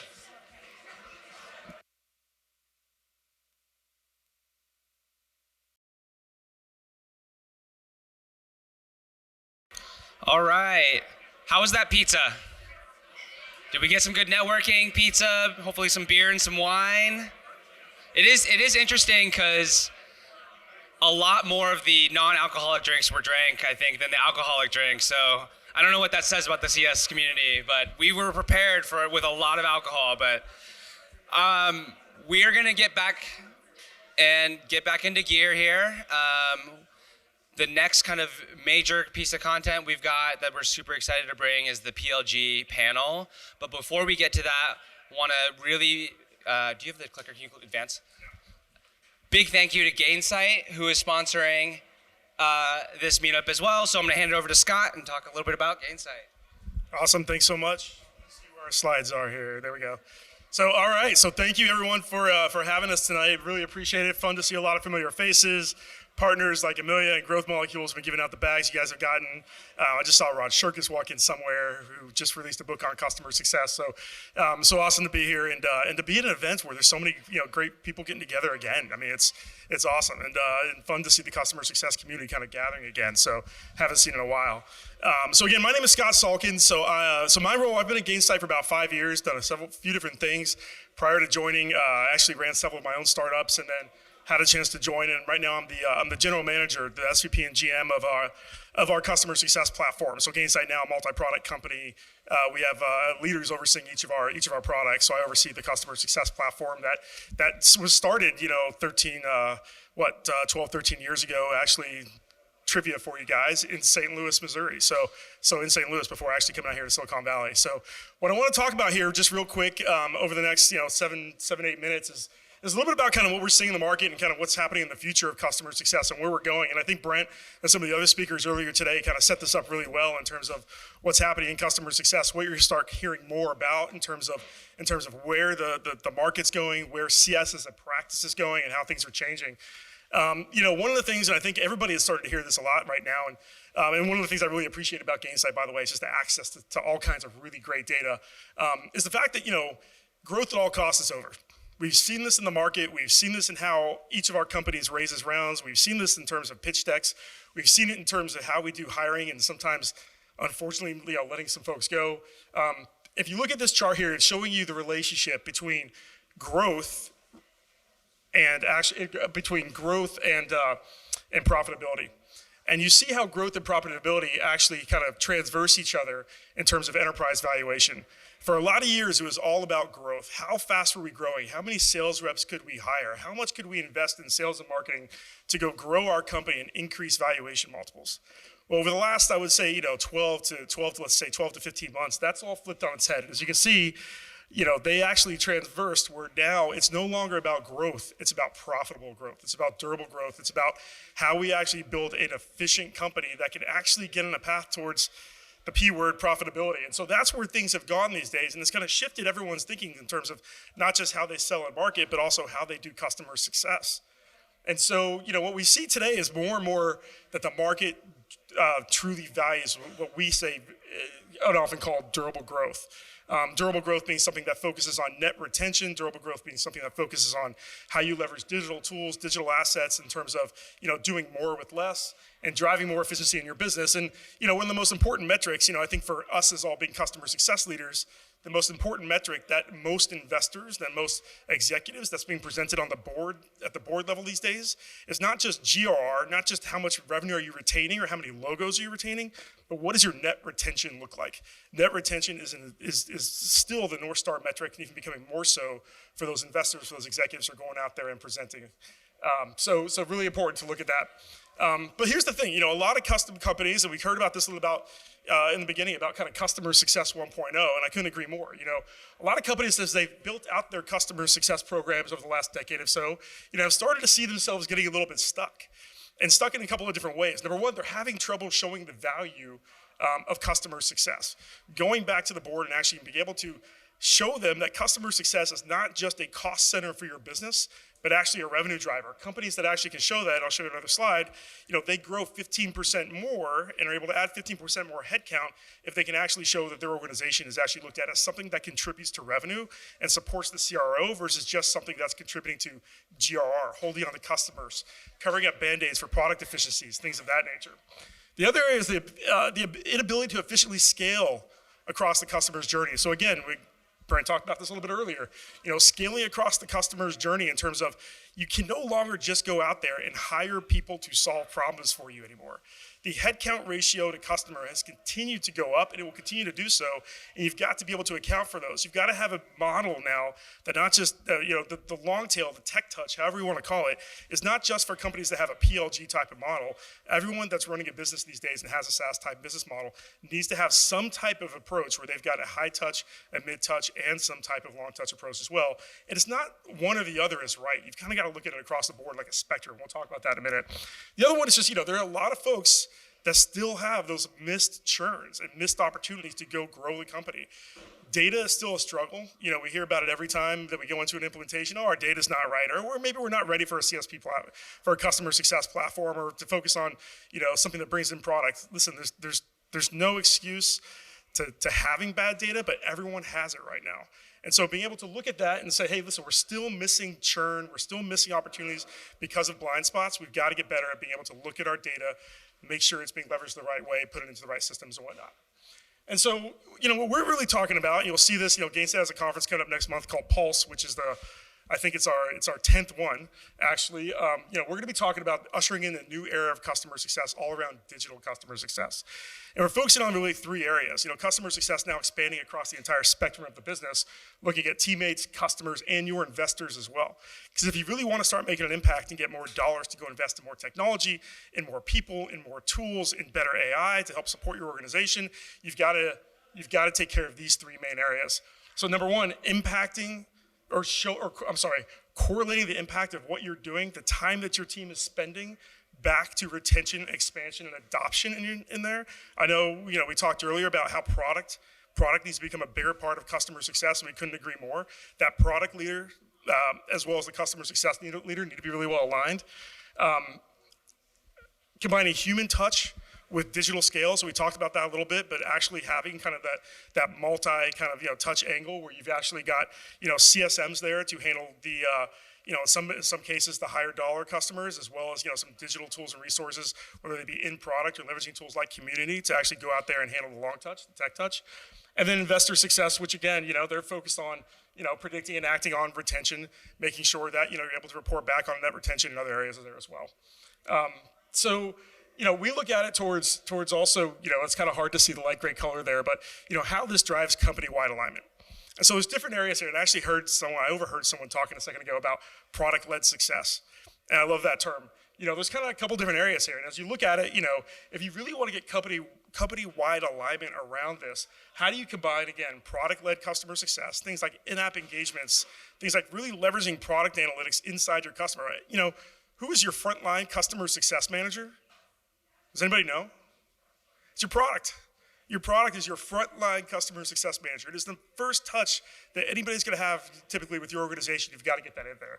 So having that product being really important. Digital customer success, digital hubs, communities. We've seen other tools. We've seen platforms out there now that are talking about digital hub, community, customer platforms, customer portals, things of that nature. Really important. Gainsight acquired a company called Insight a couple of years ago that's become a customer hub for hundreds of companies out there, where it's a better place for folks to engage together with their companies, with their customers, and be able to exchange information in real time. And then the other side, which is kind of where this all started, it's kind of your operating system. Your operating system in customer success is typically your customer success platform. The tool that's out there that's giving you health scores, that's giving you playbooks, that's actually giving you really good dashboards and reports for your executives. Critically important to be able to have as kind of the core, the foundation of your customer success organization. But you've got to look at it where it combines these things. If you're just looking at one area right now and you're buying a CSP here, you've got a product analytics tool over there, you've got a community over here, you've got your CRM over there, you've got 4 or 5 different tools, then you're kind of running yourself into a gamut where you may be in trouble one day.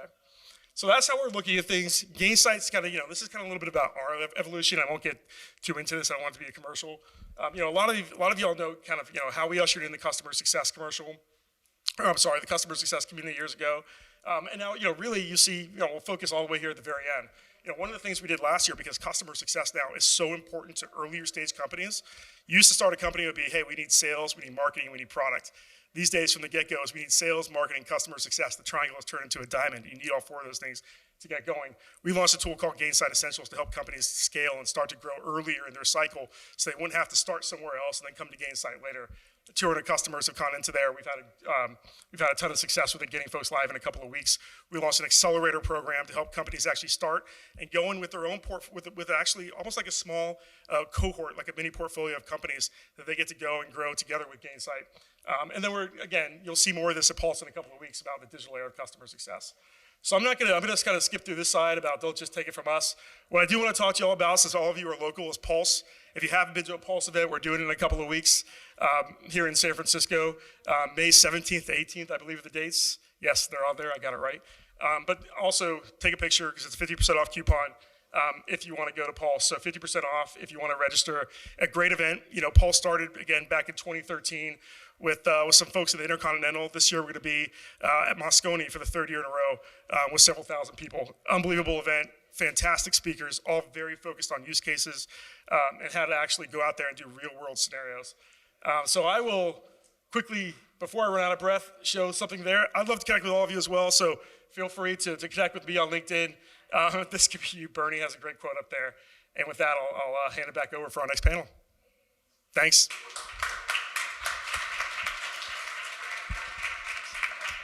Wow, 50% off. That's a really good deal. So I want to welcome up our panelists, Kelly, Monica, Mark, if you want to join me up here.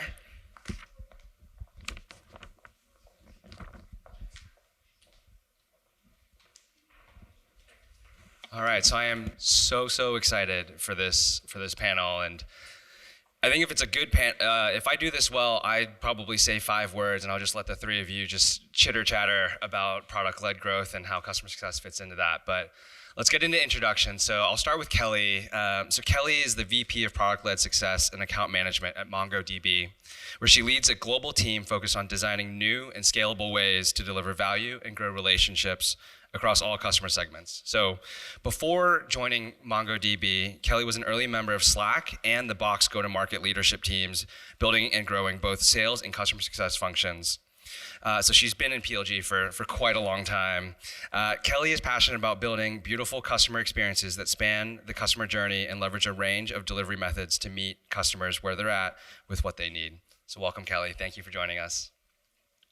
Happy to be here. And fun fact, Janan and I met at a CS meetup before we even worked together, so it's fun to bring it full circle. That is true. I was trying to get Kelly to speak on a panel for 10 years, yes. Probably. Here we are. Yeah.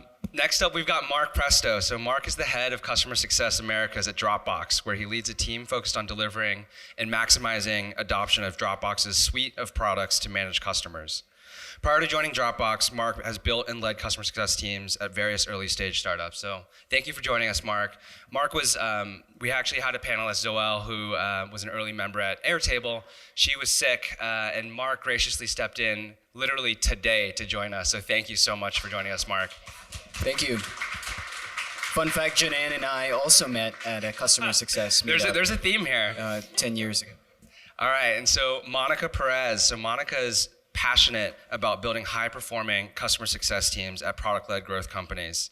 As the head of customer success at Notion, her org takes on an extremely customer-centric focus in helping businesses leverage Notion to increase their team's productivity and collaboration. Previously, Monica was at SignEasy, an e-signature platform where she helped implement digital transformation strategies at growing companies. Thank you for joining us, Monica. Yeah, pleasure. I don't know if we're giving out like Junan facts, but me and Junan connected 2 weeks ago to talk on this, and we ended up talking for like 2 hours on it. So that's a fun fact. Yeah, that is soon you will speak at a meetup 10 years from now, and we'll talk about that again. Yeah. All right, so let's set the stage, and I feel like I have to do this given kind of all the rage that's going on right now in tech. So ChatGPT says, according to ChatGPT, the definition of product-led growth is defined as a go-to-market strategy that focuses on driving user adoption and retention through the product itself, rather than relying solely on traditional sales and marketing tactics. I'll actually leave it there, but the panel, and I'll let any of you jump into this. What would you change about that definition of product-led growth? Let's just start very, very basic there. I'm happy to kick this off. I would say the good thing about that definition, which is definitely true, is that product-led growth is beneficial in that it's a very low barrier to entry, right? So anybody can start using your product, and what that is good for is that it breeds lovers of the product and natural champions because they're adopting it because they want to, not because it was enforced tops down on them. So it's definitely a great starting point. I think what I would add to is that product-led growth is awesome. It creates a lot of virality. It creates natural early adopters and champions, but it only takes you to a certain point. And then you need to think about the decision makers who also have to be bought into this. We experience this a lot at Notion. It grows virally, but then we need to think about what's the strategy for getting the official kind of sign off on the product. So it's kind of like when you want to renovate your house, and it's you can change the lamps and you can repaint the inside and you can make all of these amazing quality of life changes. But the second you want to change the structural element of the house, you need to go to the association. You need to get permission from the landlord. So it's when it gets to that level, when it's the real structural foundational changes, then you need to start thinking about other people being bought in. So I would say it's great for a bottoms up approach to a certain point. Mark, Kelly, anything to add? Yeah, I would just say I think it's the phrase product-led is important. It's not product only. And that's an important part of the organizations I've been a part of is it's how do you combine product with people and programs to deliver the best overall integrated experience. So I think sometimes product-led is interpreted as product only, and that's where I would suggest we stick with product-led as the meaning. That is an awesome distinction, and it actually kind of leads me to my next question, because a lot of times when I tell people I'm in customer success at Slack, which is a product-led growth company, the first question they ask is, why does Slack need customer success? So maybe the question back to this panel is, and Monica, you kind of touched on this, is why do PLG companies actually need customer success? And what does customer success actually even do? Harsh. I think it's, getting back to what Monica mentioned around when making a big purchase, it's not just coming from those micro examples of champions, et cetera. You have to have a larger sort of, a more encompassing approach to changing the foundation of the house or structural changes or whatnot. And that's what customer success is. For Dropbox, for example, we don't necessarily work with those individual users or even those individual admins, right? We work with the CTO, we work with those higher level folks to make sure that they know the value of what they're getting, because a lot of times they don't. A lot of times we have to be a little bit more forward with it and come up with something that would actually help their business through our product. At Notion, we talk a lot about the consumption gap. So the great thing about product-led growth companies is that they're constantly building new features to make the product better. But I think it's a miss to think that because you build it, they will come, and that everybody will discover those features and adopt those features. And so we think a lot of our mandate is closing that consumption gap. It's making sure that the customer is realizing all of the value that your amazing product and engineering team is constantly building into the product and closing that as much as possible. And while the product can do a lot of that, you can really only do that successfully if you know how to map that to the customer's objectives. And I think that does require a true customer success perspective to understand what those objectives are and then to guide the horse to water. And we find that if we do that successfully and we do that repeatedly, that is what helps you stay sticky. That's what leads to longer lifetime value. So closing that consumption gap, but also closing it very contextually to what the customer wants to achieve. I agree with both of those. I think the value articulation is something that product doesn't usually do for you. And then similarly, the tailoring how a user can interpret the products, and especially as you mature your life cycle with your customers and you get users who are maybe using your product because they want to, maybe not, and they are looking for guidance, because at least in our journey at Slack, we started with lots of users who were I get it, I know what I want to do here. And then over the years, that progressed to users who were I think I should use Slack. What, how do I do it? And so there's varying degrees of competence in your user base. And then I think as your product and your company matures, you move into a user base who needs and wants sometimes needs and doesn't necessarily want to figure out how to use your product based on it being something that is being deployed across a company versus an organic adoption motion. And so that's where I think the change management and prescriptive nature of customer success is really important, even in a product-led company where maybe those first 200 users were organic, but now there's 50,000. And what do we do with those other users? And so that's where the CS motion can be so important. So I think this is where the conversation maybe gets a little bit more convoluted. So Monica, you talked about like product-led will get you so far.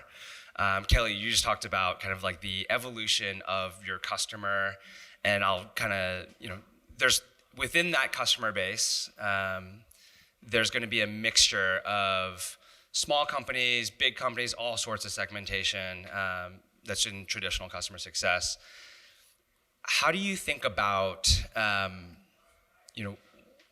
what that looks like in the split between customers that come in organically, and then eventually like you have to go and select a handful of customers that you're going to go and handhold and spend more time with? Monica, I'll start with you.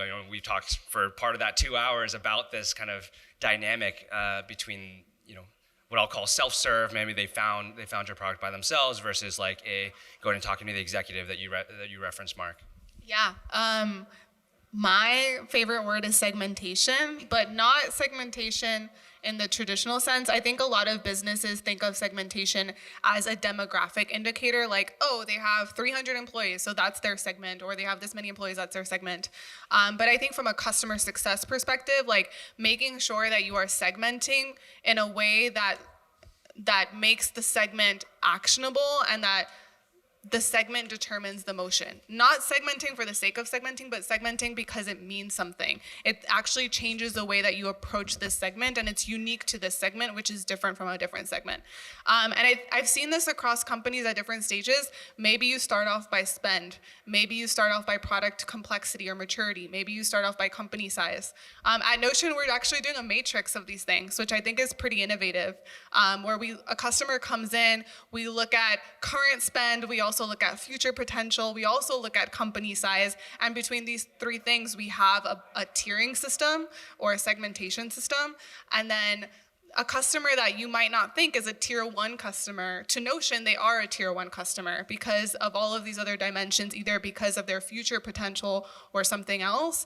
And so once they fall into that segmented bucket, then we know what the roles and responsibilities and what the motion is that we're gonna apply to that segment. So I think that has really helped bring clarity, and I would challenge a lot of companies out there to not think about just a surface level type of segment or like like what LinkedIn would categorize them as, but like what makes sense for your business and what objective are you driving? If expansion is a huge part of your business, land and expand, segment customers based off of that so that you're investing early, or something else. Maybe it's product complexity. So kind of thinking through how to make sense of all the noise. We have something similar at Dropbox as well, as Monica mentioned, a handful of factors that she already mentioned, ARR.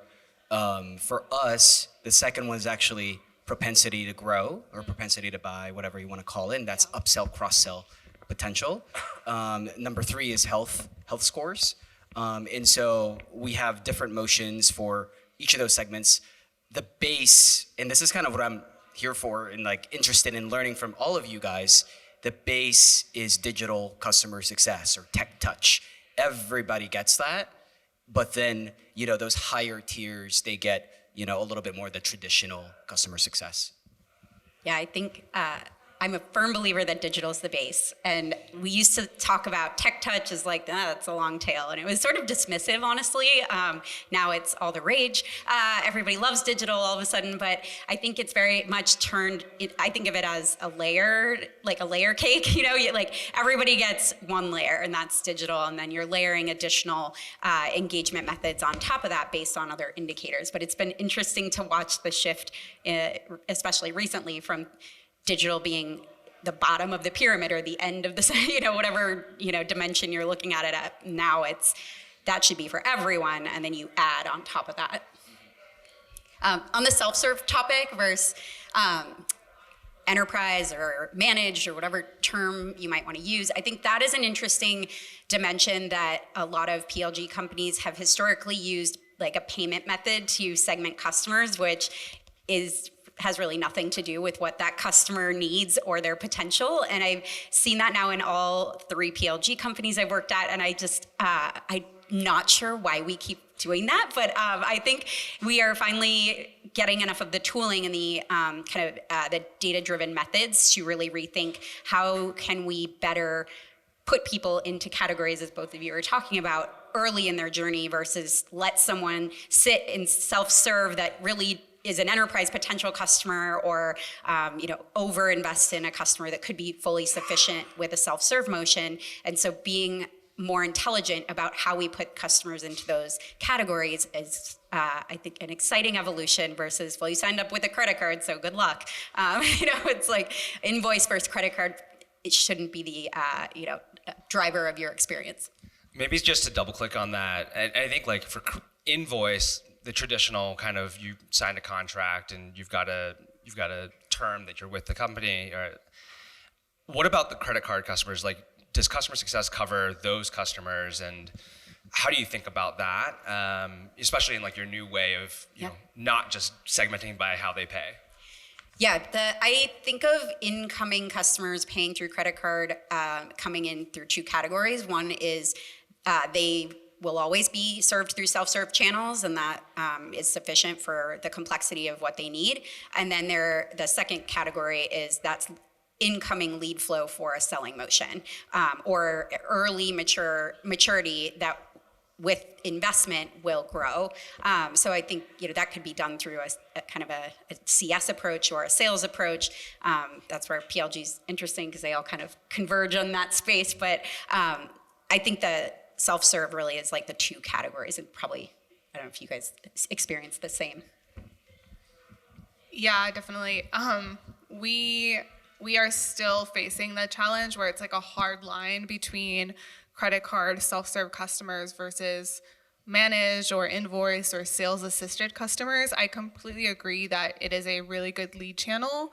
I feel like this goes back to sales crediting, and like that's the honest truth, is like, unfortunately, like the business is thinking about how do we pay people that get involved with customers in an efficient manner. And so at least the challenge that I've experienced at 2 PLG companies now is like, we can't figure out the crediting, we can't figure out how involved the seller was, and if their involvement is like cost beneficial. And so if they use a credit card, then we're not going to invest humans, period, like across sales and CS. And if they didn't, then we look at them differently. And I think, we need to be challenging that thinking. I think from a business perspective, we all know that CS is important throughout that life cycle, and we need to break down those barriers. But I think that for CS teams that sit very close to sales, it can be hard to make that case. So on that note of challenging thinking and breaking down barriers, I want to move to cross-functional relationships for a little bit. So this is pretty standard across all of customer success. Customer success is on the front line, talking to customers, generally hearing from customers what the product doesn't have, what the product needs to improve. When you think about kind of in the context of a company that started with its roots in product-led growth, how do you think that dynamic changes in terms of bringing that feedback back and then helping to kind of move and march the company forward in terms of what the customers need? Monica, I'll start with you on that. I think that as a CS org, we have an obligation to capture the voice of our enterprise customers and to do it in a way that's compelling, that's as quantitative as possible. And so I try to create a culture of that on our team. Like we try to make sure that we're tagging things that come in and we're associating it with the account or the ARR. I think the challenge is like the obligation sits with us to capture the voice of the customer, but sometimes it can be hard to translate that voice of the customer or make that actionable to the product teams. And are they willing to hear it and action on it?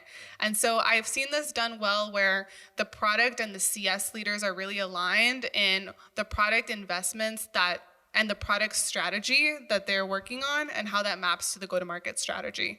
And so if the product strategy is, hey, we're gonna invest 60% of our product development in, core end user features, but we want to invest 20% in those admin enterprise features.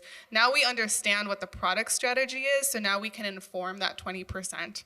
But it's hard when there is no core product strategy, so you don't understand how they make prioritization decisions in product, and so you can't plug into that. So for our product counterparts, we are a great voice because it's quantified, we show the business impact, but if they're not ready to take it and make it fit into their strategy, then it sometimes is pointless. So it's really important to understand what's important to your product leaders, how are they investing in the product in 6 months and 12 months, and then making sure that you are on the front lines plugging into that with insights when they're ready to take that on. I think it's really important for product leaders to also know the impact of managed ARR and how that fits into the overall picture.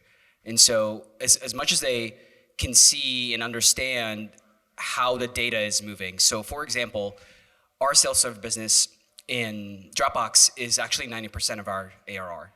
Sorry, did you say self-serve? Self-serve is 90% ARR, 10% is managed. And so as you can imagine, for us, we have to be very intentional when we try to influence the product roadmap. We have to make sure that we make a very good case for certain features. But at the same time, we have to show that managed customers in our org actually grow at a much better pace. We have net dollar retention that's higher. We have churn that's lower. We have RAR retention much higher. And so that's something that actually moves the needle for them. Last but not least, it's so much easier for customer success to actually be able to get customer feedback and get them in front of a product manager, a CTO, whoever it may be. There's been some instances where we've had leadership offsites, C-level staff offsites, and they ping us when they need a customer. And so that's where we're like, let's jump on it. It's very scrappy, but let's make sure that our customers are the ones that are in front, and so we can have that kind of top level influence as well. I'm going to switch gears. The time has flown by, so I'm going to speed us up a little bit. Kelly, you've scaled customer success at multiple product-led growth companies. I'm curious to see is there a similar, you talked about the similarities and that every company has always kind of split by payment terms, or by payment method, but do you feel like there's a single playbook for establishing customer success within a product-led growth company, or do you feel like it's wildly different as customer success is kind of in the more traditional sense? I think it's hard for me to know if this is the evolution of customer success as an industry or changes over the three companies. And I would say the big evolution I've experienced is the investment in being more data-driven and being thinking more about the multi-channel approach. And so I do think that's probably more general than just the PLG evolution, but Box early days, we didn't even call it PLG, just freemium. That was just a different approach or a different name basically. But we're taking a more traditional approach, but I think that's kind of what most of the market was. We started to dabble in scaled, or I guess more like pooled model stuff. But I think the industry has evolved, and a big part of my job now at Mongo is to be orienting our customer success motion around product signals. So rather than kind of around some of the traditional success planning exercises, we still do success planning, but everything is sort of initiated and oriented around product signaling. And so I would say that has been a journey through the different companies, but also I think an industry evolution. All right, last couple questions before we do audience Q&A. I'm going to do a quick fire. We'll go down the row. Biggest challenge that CS leaders face in PLG models? Just one? Yeah. Oh, am I starting? We'll start with you, Kelly, and we'll go down the line. We'll come back around. Okay. I think in PLG, it's just adding value, building partnership to add value with product, so that it's a team sport. Roadmap influence. Ooh, yeah. That's a tough one. I would say causation versus correlation with customer success involvement, and like how you can prove that out with data that is maybe different from like untouched customer data.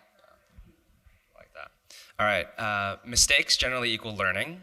Biggest mistake when establishing customer success within PLG? Monica, I'll start with you. Yes, I would say biggest mistake could be setting it up. Like sometimes startups are like, hey, we want to set up customer success for the first time. How should we do this? And kind of to your playbook question, like, what is the playbook? You know, and I wish it was as simple as like, okay, A plus B equals C. But really, it's around making sure that you're orienting your customer success, especially early days, around what is the opportunity with the business. And so different startups have different stages. Like some of them is just like, hey, our product is super complex. We need really good onboarding. And like, that's our biggest blocker right now. Some companies are like, hey, all of our customers have so much upside and upsell or cross-sell potential that we're not realizing. So that's something else to think about. So I would say like figuring out what to invest in first relative to the immediate company goals. So that way you can have some of those quick wins. And then as you begin to learn from your customers, learn what's working, you can build out a much more specialized CS function. But I would say the mistake is just like thinking that you need to do things in one specific way and not thinking like if we're investing in CS, it's because like there's this untapped potential at our company. Like what is that untapped potential and how can CS fill that pretty immediately? I love that. For us, we actually have a lot of data. And so with product-led success, we can take a look at this in multiple different perspectives. And so we just need to make it simplified and identify 2 or 3 key metrics that we want to move the needle on, attach some sort of effort metrics to feed into that, and go for it. I think a lot of our leads from time to time, we disagree on which ones are actually more effective or which ones actually move the needle, but at the same time, we can disagree and commit, let's look at it for the year, and circle back, at the end of the year and figure out if we were right or we can pivot. Yeah, mine is related, but I think biggest mistake can be losing sight of the customer problem you're actually solving and getting kind of distracted by some elaborate playbook or by some big internal, like over-engineering some crazy internal process and plan, and you lose sight of like the actual problem at hand and what your customers truly need. All right. Okay, we've got about 5 minutes. John, does that work? No? All right. 3 questions. First question, first hand up. All right. Okay, hi. Hi, I'm Erica, and I'm the CCO at Storytel, and my question largely is for you, Monica, but we're really looking at product-led growth and specifically community-led growth, and that's something that, Notion really speaks to. So I'm wondering, like, how do you differentiate the two? And I don't know that I have the most articulated question here, but I'm like, talk about it, please. Yeah, we have been very lucky at Notion to have such a passionate community. It has been the poster child example of product-led growth. A lot of people think that we created this and we somehow schemed our way into this community. We really didn't. For the most part, it's really organic. Maybe you're seeing Notion ads now for the first time, but it wasn't something that we had even 6 months ago. I would say the community piece for customer success, and especially for our enterprise segment, has been interesting because it's a big moat for us. And so we're able to leverage that moat, but I would say that if we're not leveraging it fast enough, then it kind of just passively sits there as a passionate community, but we don't know how to use it to our advantage. And one thing that we found for the B2B space specifically is that a lot of employees at companies don't want to take on additional responsibilities outside of their core work, which is totally understood. So I think instead of coming from tops down and being like, hey, you're our customer and we identified that you could be a great champion for us, why don't you do all of this work for us? It really is much more of a bottoms up approach. And so we were able to identify champions more from the power users within our accounts, and then we ensured that they had a pathway to join what we called our champions community, which is a really value add community. Like there's a lot of training, there's a lot of early access. So it's like, here you go, like, do you want to be part of this community? And then we spun it into something that was perceived as like a privilege and almost like a career ad. Like, hey, you are the Notion person at your company. Do you want to be part of this group of people that has access to certifications, things that you can put on your LinkedIn? So we took the initial moat of like general champion love and we turned it into a useful like business value for that person. And we continue to identify champions from our enterprise customers, mostly through natural champions through the product signals. But then we give them the opportunity to join this exclusive group and we give them accolades as well in exchange. And I think that has been a really good way for us to leverage community. There's a lot more that we can do because the community is very global, which is nice. But I would say that like there is a uniquely kind of B2B angle to community that can get lost in the general like end user kind of like, we have a lot of students or those types of community members. And so we want to be able to create a differentiated experience. We had a lot of success with a CS-led enterprise-focused champion community at Slack as well. And shout out to Allison who built the whole thing if you want to talk to her. Yeah. All right, one more question on this. I'm gonna go to this side and then I'll get you over here, so. Hi, this question is for Kelly. Over here. Hi, you mentioned that you don't want to use invoice as a differentiator for whether or not a customer gets self-service. How do you categorize then? Oh, by that I mean, often companies are trying to segment customers. Like if you pay by invoice, you can get a CSM. If you don't, you can't. But I'm not sure that is the right descriptor of what type of support they need. So rather than using that as the initial filter for what coverage they're going to get, I think looking at it more holistically, whether that's spend, product type, potential, there's a variety of different things that you can look at, but I think thinking about that decision more from the perspective of the customer, who are they, what do they need today, and what might they need tomorrow, versus did you want to pay on your credit card or not? Yeah. All right, unfortunately, that's actually all the time we have for open Q&A. We are on a tight schedule, so can we give a round of applause for this amazing panel? Thank you so much.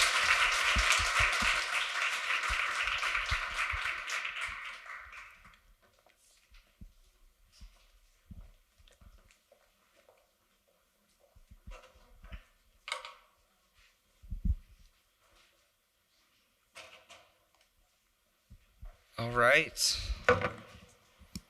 So I think next up we've got the Fireside chat, which we're really excited about. But before that, we will have Catalyst. All right, Danny. And there's a clicker right there. Yeah. Hello, everyone. How's everyone doing right now? Okay, perfect. I'm going to keep it very short and simple, but I think what I'm going to show is going to be very valuable for a lot of CS leaders like everyone that's here. So by a quick raise of hands, is anyone familiar with Coaching Corner? I see that we have a few coaches here, which is awesome. Thank you. Okay, perfect. So at Catalyst, we believe in community where we actually invested in a program called Coaching Corner. It's where for each year, we have 2 cohorts, one for spring and one for fall. And then we pair up over 900 post-sales leaders for one-on-one mentorship. So part of the program actually comes with exclusive events, create a job, one-on-one networking, career mentorship, and you get to be part of a CS community. So a fun fact about me, before I joined Catalyst, I was actually part of the cohort. I loved everything about it. I was like, you know what, let me find a way to work at Catalyst. So now I'm here presenting about the program that I was in a few months ago, which is pretty cool.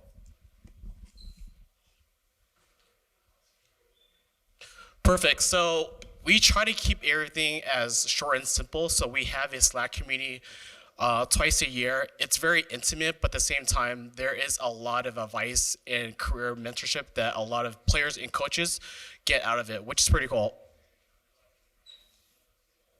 And then the second to last thing is we have a job board where, let's say, for example, if you are a coach and your company is hiring, you can enter it in our job pilot, and then if there's any players that is interested in applying, they can reach out to you directly or just kind of get more feedback, like what is it like to be working with your current company.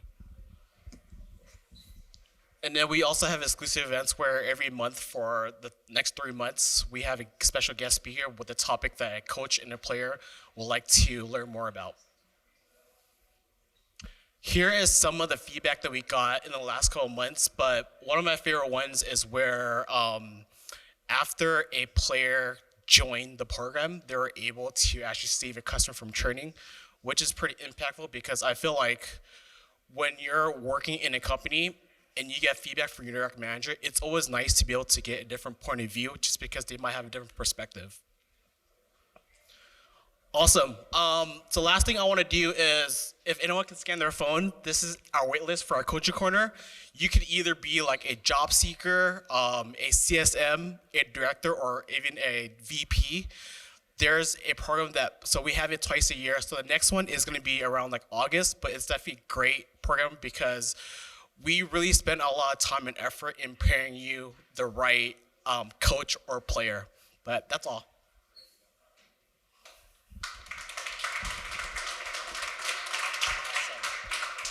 Thank you so much. That was great to see.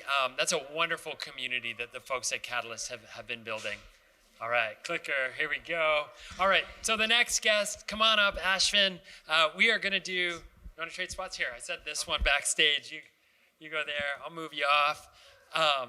I'm super, super excited about our next guest. We're gonna break into a fireside chat here in a minute. But before we get into it, let's get into it. All right, so here we go.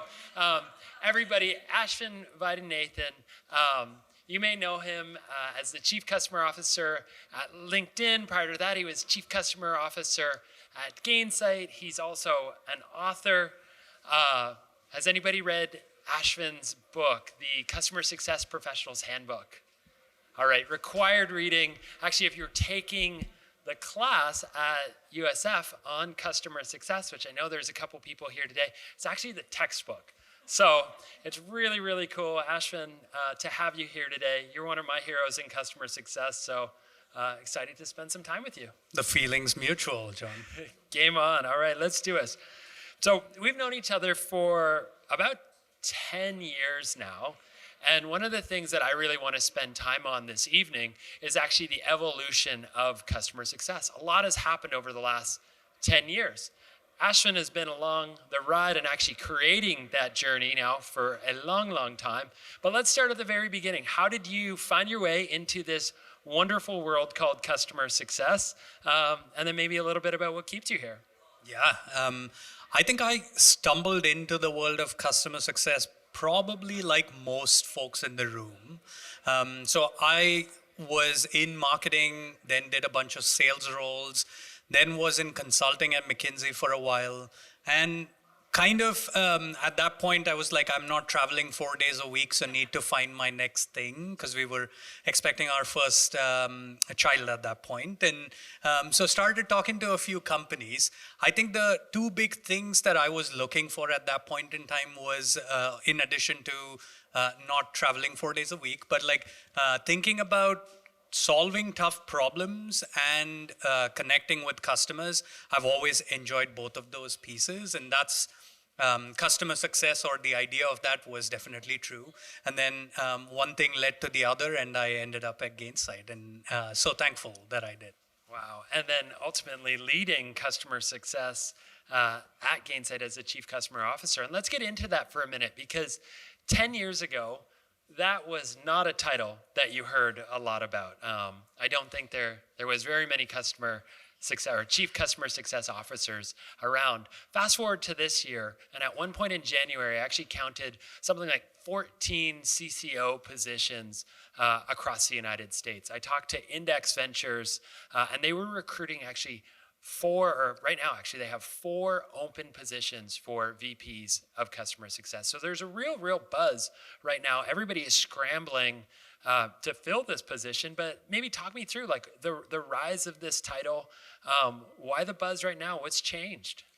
Yeah, maybe two big trends, I think. One is the revenue that companies are making from existing customers is becoming, if not bigger than the revenue you make from new customers, at least like a significant chunk of how you run your business.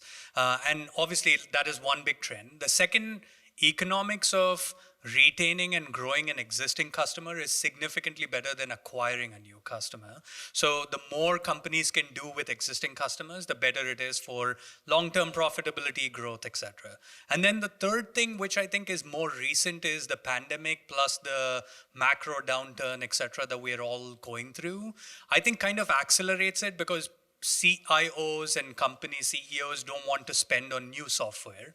So it is a game of like, how do you retain existing customers and get them to value as quickly as possible so that they're willing to consolidate spend to a handful of companies and vendors.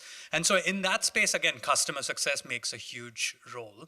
And so for the last 6, 7, 10 years, companies have been on this idea of doing more with the existing install base and customer base, plus the last 3 or 4 years and 5 years with the pandemic, etc., has been almost like an accelerator to an already starting trend. So both of those, I think, have contributed. I think it is up to the people in this room and the profession of customer success to figure out how do we capitalize on this, not waste this opportunity, show that we can do a really good job of adding value to customers. When our customers win, we win is a thing that we say at LinkedIn. Like, how do you actually make that come true and hence like continue to grow that business and pour rocket fuel on at this already happening trend? Yeah, I completely agree with that. And, the other thing too is, I think a lot about this. SaaS, just as a go-to-market strategy, really isn't that old. There's folks in the room who are around during the on-prem days. And I think, SaaS has matured now. And it sometimes takes, 10 years, 15 years for companies to mature. And so we're reaching that maturity point where, these companies have grown up. And now it's time to bring in the big players and have real leadership for this function that's so important in customer success. So let's talk about that, just like, the leadership of maybe what the function has come to be, what goes into it, where does it report, kind of map that out for us, because I talked to 2 different CCOs and I get 3 different stories. So are you triangulating on anything? Yeah, it still is settling. There isn't like one way to do this. But increasingly, companies are figuring out, I think someone said it earlier, I think it was Monica from Notion, that if CS leaders and CCOs report into sales leaders, then you'll always run the business on a quarter-to-quarter or a year-to-year basis. It's very hard to break the cycle because that's what you're incentivized to do. And so more and more companies are figuring out that just delineating between those 2 roles, having them be peers as much as possible, allows both functions to exist simultaneously and actually flourish as well. And so many companies are like that one, I think, is settling more so. If a big chunk of your revenue comes from existing customers, which happens to a lot of large enterprises, then the CROs automatically become CCOs in a way, because customer equals revenue in that model. And so chief revenue officers is the same as a chief customer officer. And so that is also triangulating. A lot of companies like Yamini, who's now the CEO of HubSpot, even when she ran a sales organization, called herself a chief customer officer and not a chief revenue officer at Dropbox and then at HubSpot before she made CEO, which tells you like there are people who are waking up and saying like revenue is such an inward term, like no customer cares about how much revenue a vendor makes. And so like the more you can, you're sending a message if you say your role is a chief customer officer and not a chief revenue officer. Yeah, that's so cool. I think, we lose sight of that oftentimes because we exist for our customers. I work with a lot of early stage companies now, and one of the things that I look for in the founders is actually like, do they actually like the customers that they're building this for? It's key, and it's a huge signal for success. And so maybe like go into like how do you measure this overall, because let's face it, you're in a public company. been through the weeds of preparing to be a public company. Revenue is very important. Quarter over quarter growth is still very important. Sales is incredibly important. So like what goes into the measurement of the function, and how do you balance both the short term and then the longer term horizon as well? Totally, yes. And by no means was I saying like revenue isn't important. That is like most of us work in for-profit companies and we have businesses to run, no doubt about that. The way I've thought about it is like, humor me as I go into philosophy a little bit. But like if you think about like the Maslow's hierarchy of needs, and as you go up in terms of the value that you provide to your customer, at the most basic level, like it is, am I making the customer happy, right? Like it is what support does, like how do I quickly resolve something? But the interaction is something that I want it to be memorable, and the customer satisfaction coming out of that interaction is as high as possible. That's where you start. That's like the most basic thing that CS teams can do, and you measure it in terms of CSAT, etc. You then go into slightly higher level metrics, which is the customers paid for your product or service. Are they actually logging in? Are they actually activated if it's a licensed business? Are they actually using the right features that you think add most value in terms of the value to the customer? And so the metrics then for customer success teams becomes product utilization, product adoption, product engagement, etc. You then go into the so what. Like just because you log in and do certain things in the product doesn't mean the customer is actually achieving their objectives, which is like the third level, the so what of logging in and doing stuff, which is companies call it customer outcomes, customer objectives, but that's the so what. And you start measuring it in terms of like how well do we even understand for our entire customer base what they care about? How well does our product start solving those problems? Do we, at the end of the day, does our company help our customers save money, make money, or save time? Because if not, like, I don't know what we are doing for our customers, right? Like, so how well can you measure it, and how well can you, with conviction, say what percentage of your customers actually achieve their objectives, which is typically related to money or time or productivity. And then you go into the next level, which is like, if you can do all this, then there is nothing stopping a CS team from saying, I've made the renewal a non-event, so the gross retention is what I should be measured on. And given the renewal is a non-event and they're getting all their objectives from the vendor, there's nothing stopping us from net retention rate. Like I'm delivering value to you, like why would you spend elsewhere? Like we should be talking about a consolidation of share of wallet, etc. Right? Like so then it goes into net retention rate or net dollar retention as it's called. So like that's the typical evolution. I think companies often try to jump from the most basic level to net retention or gross retention. It doesn't work because you don't know what to do in order to get to that point. So I would like one learning for me, like hindsight 2020, is to go follow that curve. You can accelerate through it if you have the conviction and the pace, but you have to go through the hierarchy of needs. Oh man, my mind is spinning here because we've known each other since I think 2015. We met at Pulse. It's really cool actually to like be next to like a hero. Like you meet your hero sometimes in life. It's really the feeling's cool. Mutual. And it was funny because at that time, the big theme of that Pulse was surprise and delight your customers. Everybody got on stage, surprise and delight your customers. That was the big theme. Now, fast forward 2023, I'm at all of these dinners and everybody is talking, how do we drive NRR? How do we keep sure our GRR is intact? There's a real maturing, and in a lot of ways, like the profession has matured actually along that curve. Okay, so let's snap into the conversation right now. So I think, SaaS has matured. We're also going through this world right now where interest rates have changed. The entire business model of SaaS, actually, we need a return on that investment a little bit quicker because of that. And all of a sudden, everybody is scrambling to make this business model called SaaS work. So like within that, like what are some of the big changes that you're seeing just functionally inside of customer success right now as we triangulate really like that last kind of hierarchy of the whole pyramid. Totally. I think it's a combination. I'll answer that question in two ways. One is, what can you do internal to your company in the profession of customer success? And then externally, like what is happening with your customers?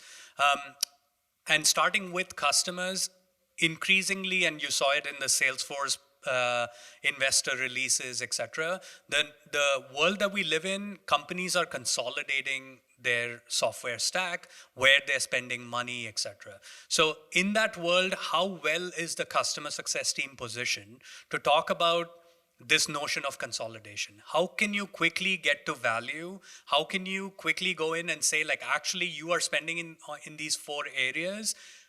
We think we can do 3 out of those 4 areas. And so let's talk about like how we can add even more value than we currently do in the silo that we operate in, right? Like that is the unlock that it's an opportunity for all of us. It isn't easy and straightforward, but it is, if we can unlock that in the customer success world, there's tons of value to your customers and there's tons of value to businesses. In the world of customer success, the mantra right now is, how do you do more with the same or more with less? And so the story is all about digital and scale. Some of it is product-led success that you just heard about. But every company is trying to figure out like how to do more with the customer success organization without, if not cutting headcount, but like at least keeping the headcount flat, right? Like, which is the best case scenario in most companies. And so in that model, there are 2 ways to think about it. Like one is, how can you increase productivity by adding more scale tools? Like if the same motion is being repeated 4 times, 5 times, can we take it to email automation? Can we take it to in the product pop-ups and communications in the product? And then part 2, which often CS leaders don't do enough of, is asking the question of like, not just what can we do to increase productivity in CS, but what can we do to increase productivity as one go-to-market? Are there things our sales teams are doing that CS can take on? In which case, like you can then start staking claim to retention rates and net retention rates, etc. That is a conversation that is like, I wish it was done more than what currently happens.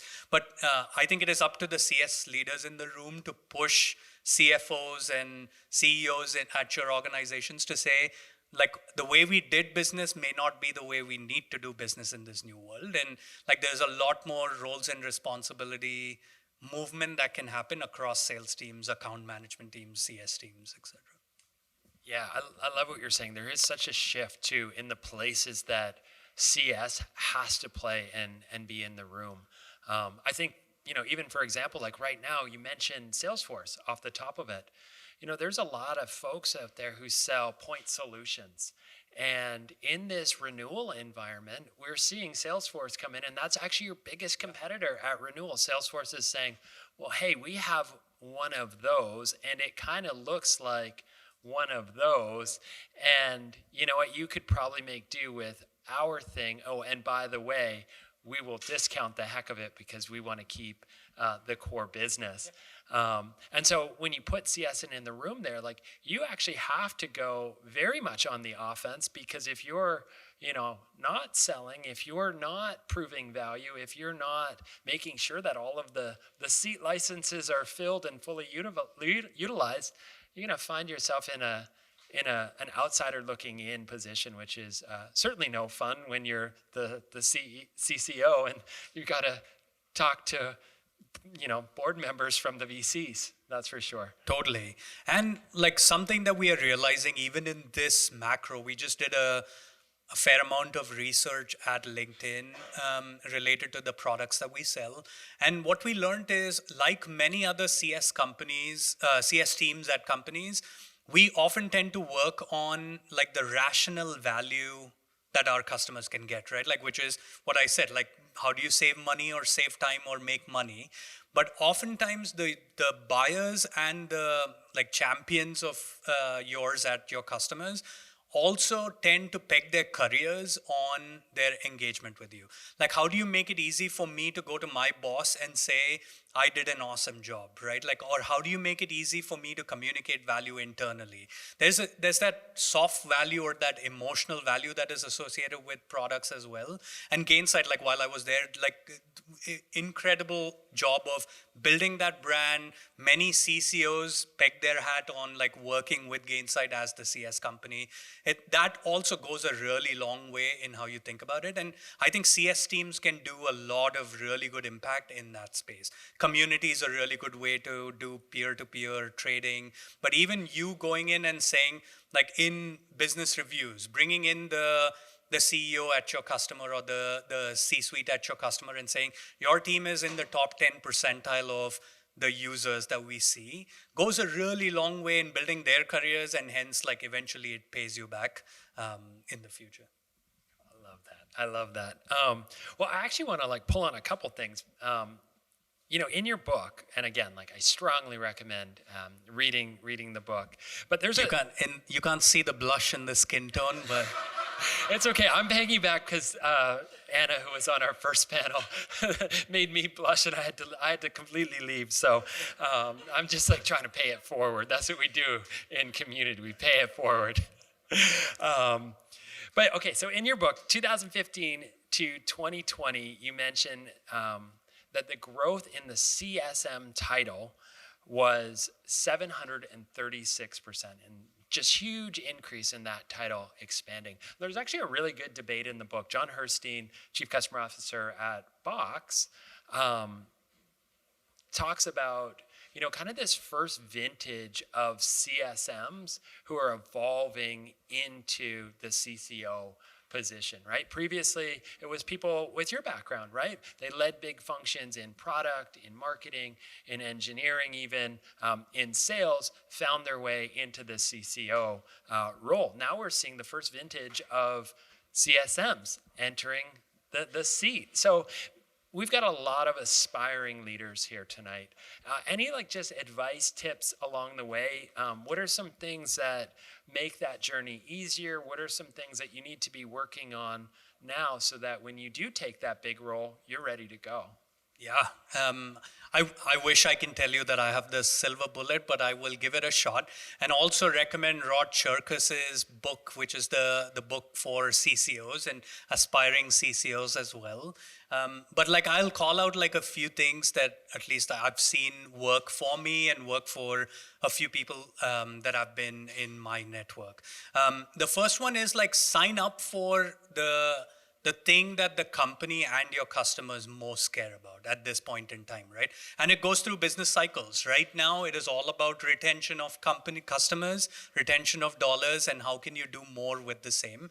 How can you step up into the light and say, like, I have it figured out, and like, I'm going to give this a shot. This is a hard problem to solve, but my team is going to be the lead from the front and try to prove this out, right? Like, you have to be able to evolve with what the company needs and your customers need at any point in time. The second one I'd say is also keep in mind oftentimes like during good times, like when the economy is doing really well, it's often said growth solves all problems. But like the CS team can at that point be the team that brings in the true voice of the customer. Yes, we are growing revenue year over year, but how can we make sure that certain pain points in the product that are going to come and bite us when things go sideways in the future? Like we need to be the voice, like almost an extension of the product management team, right? CS can play a huge role in that space and often underutilized. I think like if you're a CEO, you care about the product, you care about revenue/customers. Some CEOs are very customer-centric, and it's awesome if they are. But otherwise, like these areas where you can be the voice of the customer or voice of the product, voice of the field and the product, that I think plays a long way to people getting promoted into CCO roles and many other roles. And so assume you're in that role right now. What are some tips for longevity in that role? Because, you know, being in customer success can burn people out. You're on the front lines of your leadership team. You're on the front lines of your customer. You're leading a very big team. So what's the key to longevity as a chief customer officer? Because you've been doing it now a long, long time. hire amazing people. The second one, I would say, like that solves so many problems. It's the only way to make the longevity work. Two, like at some point you have to break the cycle of the reactive proactive model. If you stay in reactive, it is like it's a taxing game. You'll always be playing from the bottom, and so you have to break that cycle. At some point you have to like very quickly come up with the model that says there is no point in working with this segment of customers. They are not a good product fit. We can spend all our resources and we will not be able to make a dent enough in that segment. Like find those opportunities to move out of that reactive model and push towards more proactivity, because that's when you'll unlock the virtuous cycle. Like that is the second big thing. And then the third one is, this is like I maybe learned later in my career, but like now I hold dear, is how can you talk about the successes very, very often? It's very easy for the sales leaders to get the limelight because they're closing revenue, right? Like it is very front and center. It is very easy for product leaders to get the limelight because they're launching new products, and it is always front and center. I think it is the CS leaders' job to highlight even the smallest of wins and keep the wins coming. Like even if they're small, big, doesn't matter. Like just keep the news cycle on all the time with all the great work that the team is doing. I think it goes a long way. And it's also like, you don't want to only talk about like risk customers or churn customers. You want to talk about all the great things coming out of the pipeline too. So that's another way that helps me stay motivated and positive, I guess. Oh man, I love that. That's one of my keys to, actually, I agree with all of your keys to success. When I was leading customer success here at Motive, I really worked hard every single Sunday night to make sure that when I was in the Monday management meeting, I could just describe the wins, the day in the life of our customer. And it really, like, you wanna partner with all those other organizations to feed the insights back into your company. That was one of my pillars to success. And then, hire people way smarter than you and treat them really, really well. And it's actually not that hard if you have really, really good people who feel really well valued. Totally. I got one more that I just came to me. I think that is like, call it like these three are important, but this one is the most important, which is most of us are not in the business of saving lives. So it's okay to take it easy. Like we put so much pressure on ourselves, I think. So like childlike joy, have fun while doing it, like totally okay to drop some balls every now and then. There's like, we're all human. And so that is, I think, like having fun is, otherwise it's not sustainable. Yeah, 100% agree. You gotta love what you're doing, and your best work comes when you love what you're doing. Right? Okay, so we've covered the past, we've covered the present. Let's talk about the future. Next 5 years, customer success, where do you see things headed? We heard about the evolution of PLG. We saw some GPT wizards today as well. What does it look like? Yeah, I think one big trend, which I think PLG, et cetera, are ways that companies are making it happen, but like I think the trend is important, which is that our B2C experiences, our business to consumer experiences, are kind of shaping our business to business experiences. So like what you expect, I never want to pick up the phone and talk to any customer service rep, right? Like at any of my B2C contacts, like Netflix or banks, etc. And I think even your largest companies and largest customers we automatically assume that we should throw people at the problem. We should have like a strategic CSM for our largest customers. Not saying don't do that, but set up your self-serve channels, not just for your smallest customers, but for even your largest customers. I think those customers also don't want to talk to a CSM. Right, like that is the ingoing assumption that I don't think we're making enough, and I think that is a big trend that I think is going to dictate. And ChatGPT, community, PLG, like everything is aimed at that, but we have to open the aperture of what we do for that viewpoint, which is that B2C is shaping B2B. So that is one big thing that I'm definitely seeing and focusing on. The second one is it's almost like, as I mentioned this earlier, but as more CS teams start focusing on retention and moving up in that value curve and taking on things that otherwise sales teams were doing, you also need to, like, it's almost like a push left, which is like things that CS was doing. It's not like those magically don't need to be done anymore, right? And it's not like CS is getting additional headcount to make sure that you do everything that you're adding on plus doing what you were doing. So how do you start building that capability with self-serve tools, marketing, and even support has like this is where, like, in the future, I predict that support and CS lines, they used to be blurred. We kind of split them apart. But I think in the future, they'll again converge to some extent, because there are things that CS is doing today that they won't be able to do in the future, and support will need to pick those up. So how do you set those motions up as well with virtual chat, etc., that are only for break fix, but can you extend that into proactive customer success as well? And Gen AI, like, I have to drink every time someone says Gen AI, but like it is here to stay. There are so many of these connections that are now so easily possible because of the volume. We are exploring a use case, which sounds trivial, but is going to unlock value for us at LinkedIn, is we've got thousands of customer case studies, not necessarily exposed externally, but they're for the field to use and use when needed. But it is impossible to find very specifically any case study that is relevant to a company. Like, I want to be able to say, show me which company that is above 10,000 employees that has this particular objective in North America's that got to value in 6 months. Like, we are looking at use cases where Gen AI can mine all that data and come up with that answer as quickly as possible. I think people will find more opportunities to do that. I can see a world where that is then exposed to customers. And so customers can automatically on community go in and say, show me which customer to talk to that solves this problem, right? Like, that'll be cool. Oh my God, yeah, that is going to be so cool. And you're going to have a front row seat to it, right? I don't know if people know the connection, right? OpenAI, Microsoft, LinkedIn. I didn't say any of that. I'm going to be making lots of phone calls to you. I love it. Folks, that was a ton of fun. Give a round of applause to Ashwin. That was incredible.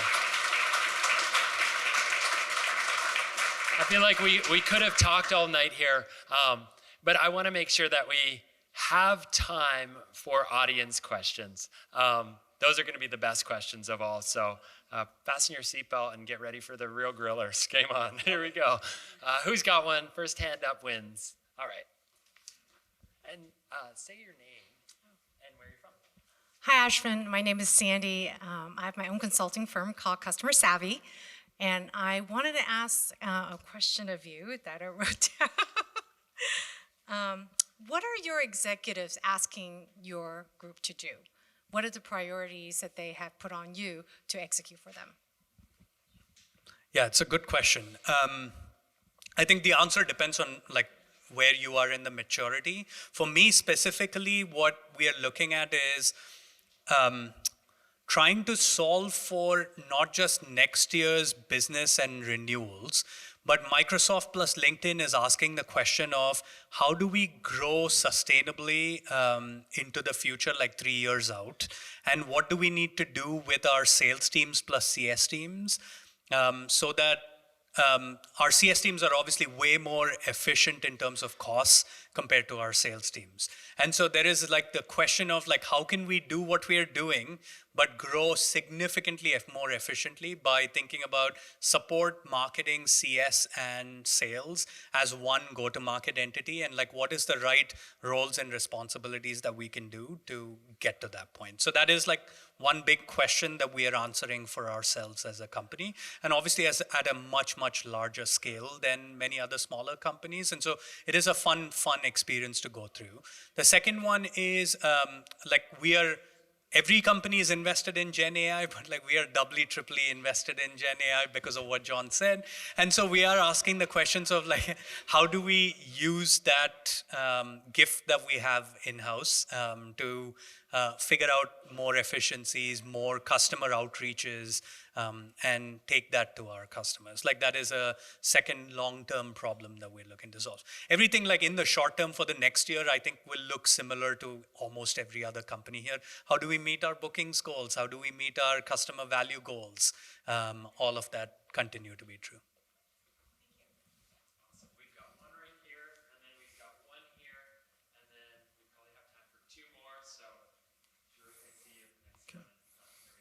Hi, Ashwin. Kenny Kotechad, Click Data Integration Analytics, Customer Success there. Wanted to double click on that forward-looking vision there on the large strategic complex customers. And I believe that's where the crux of the true value of customer success is, being the advocate and be able to simplify the complexity on customer business objectives. You take large accounts like Disney, where have 45 different units. And do you think, and maybe you can double click and tie that to your third vision on the GPT and AI and mapping these customer success stories internally back to these complexities. But this is where we have tens of products and the complexity on the business side. So how does that evolve with customer success role going forward, even when AI is able to do a lot of this translation for us? Yeah, it's a good question. Just playing that back so I understand your question. It is like for large customers that may subscribe to multiple products from you, how do you make success happen? I'm paraphrasing what you said, but like using Gen AI and other tools, like how do you make that happen? Was that the theme of the question? Okay.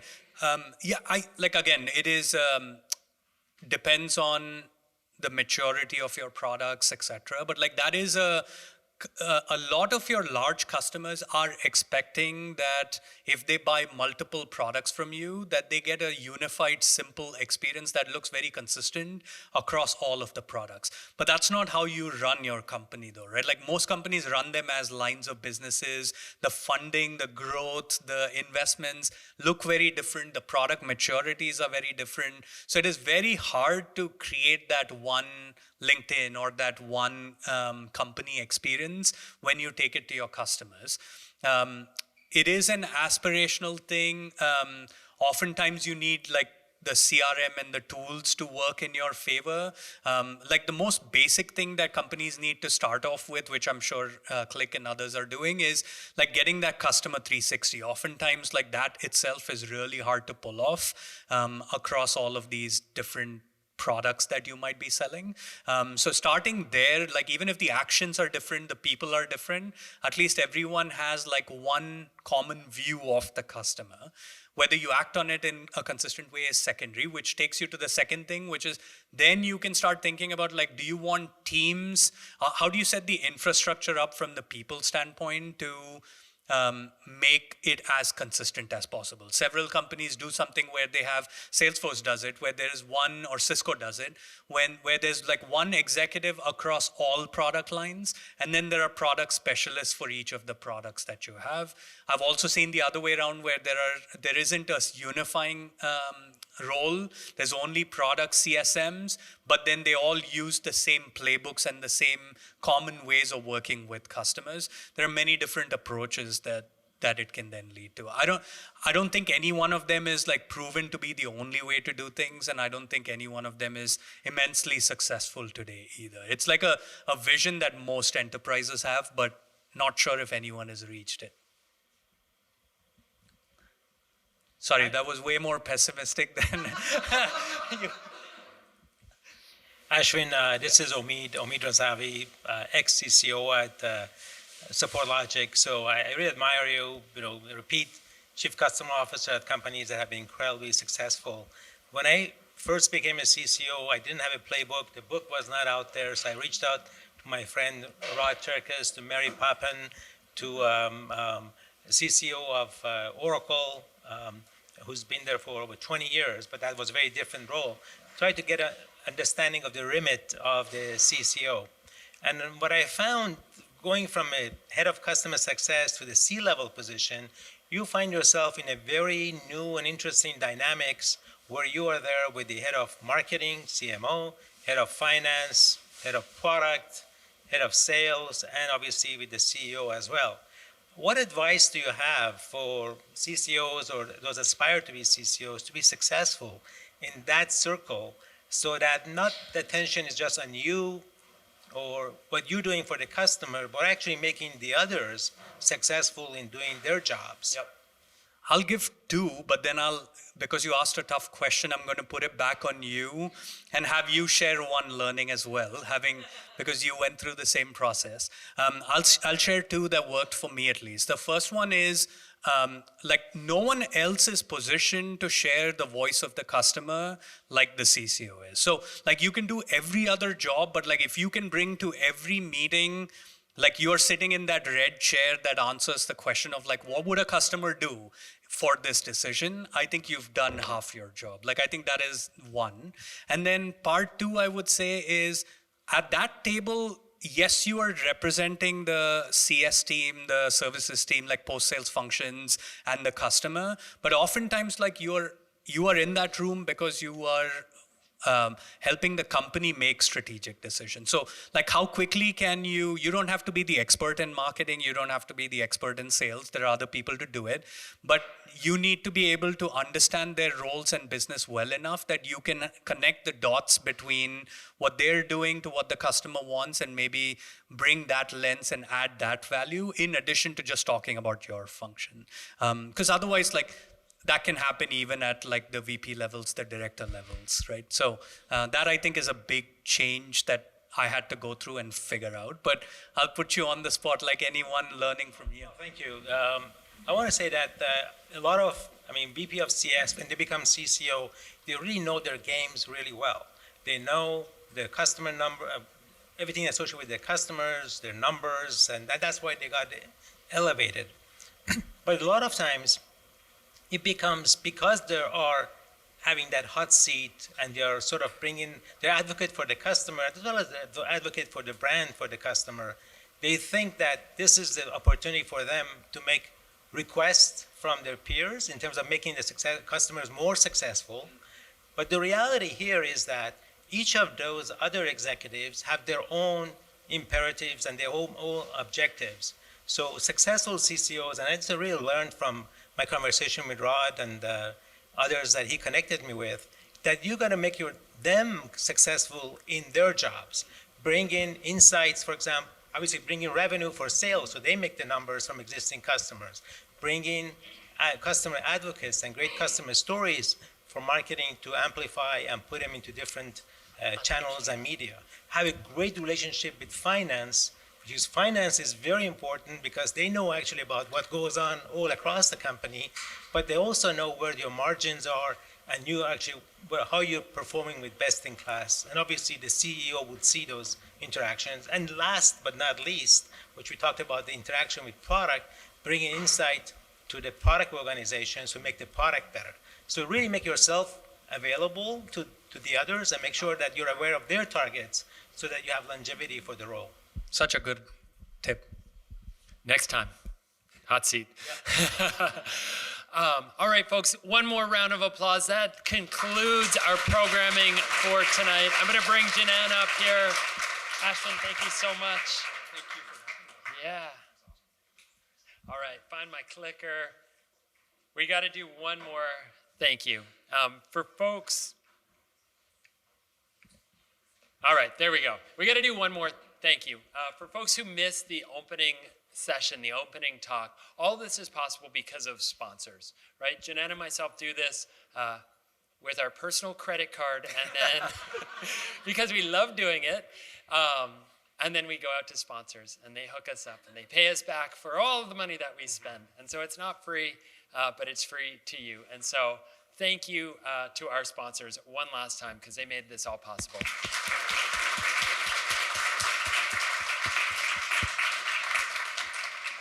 And finally, thank you to you all. Like I think this was the best one yet. This was incredible. Yeah, this was amazing. Thank you all. Round of Yeah. applause for all of you. So we're gonna wrap up here. We can hang out for another 15, 20 minutes, so feel free to grab some more pizza, another drink, network a little bit more. The one request that we have, because this is a very DIY event, the chair that you're sitting in, if you could please, before you go grab a drink and another slice of pizza, please bring it back. There are a couple actually chair, I don't know what to call them, holders, stackers. Please take your chair and stack it because we need to clean this place up before we leave. So thank you so much. Hope you enjoyed it. Thank you, folks.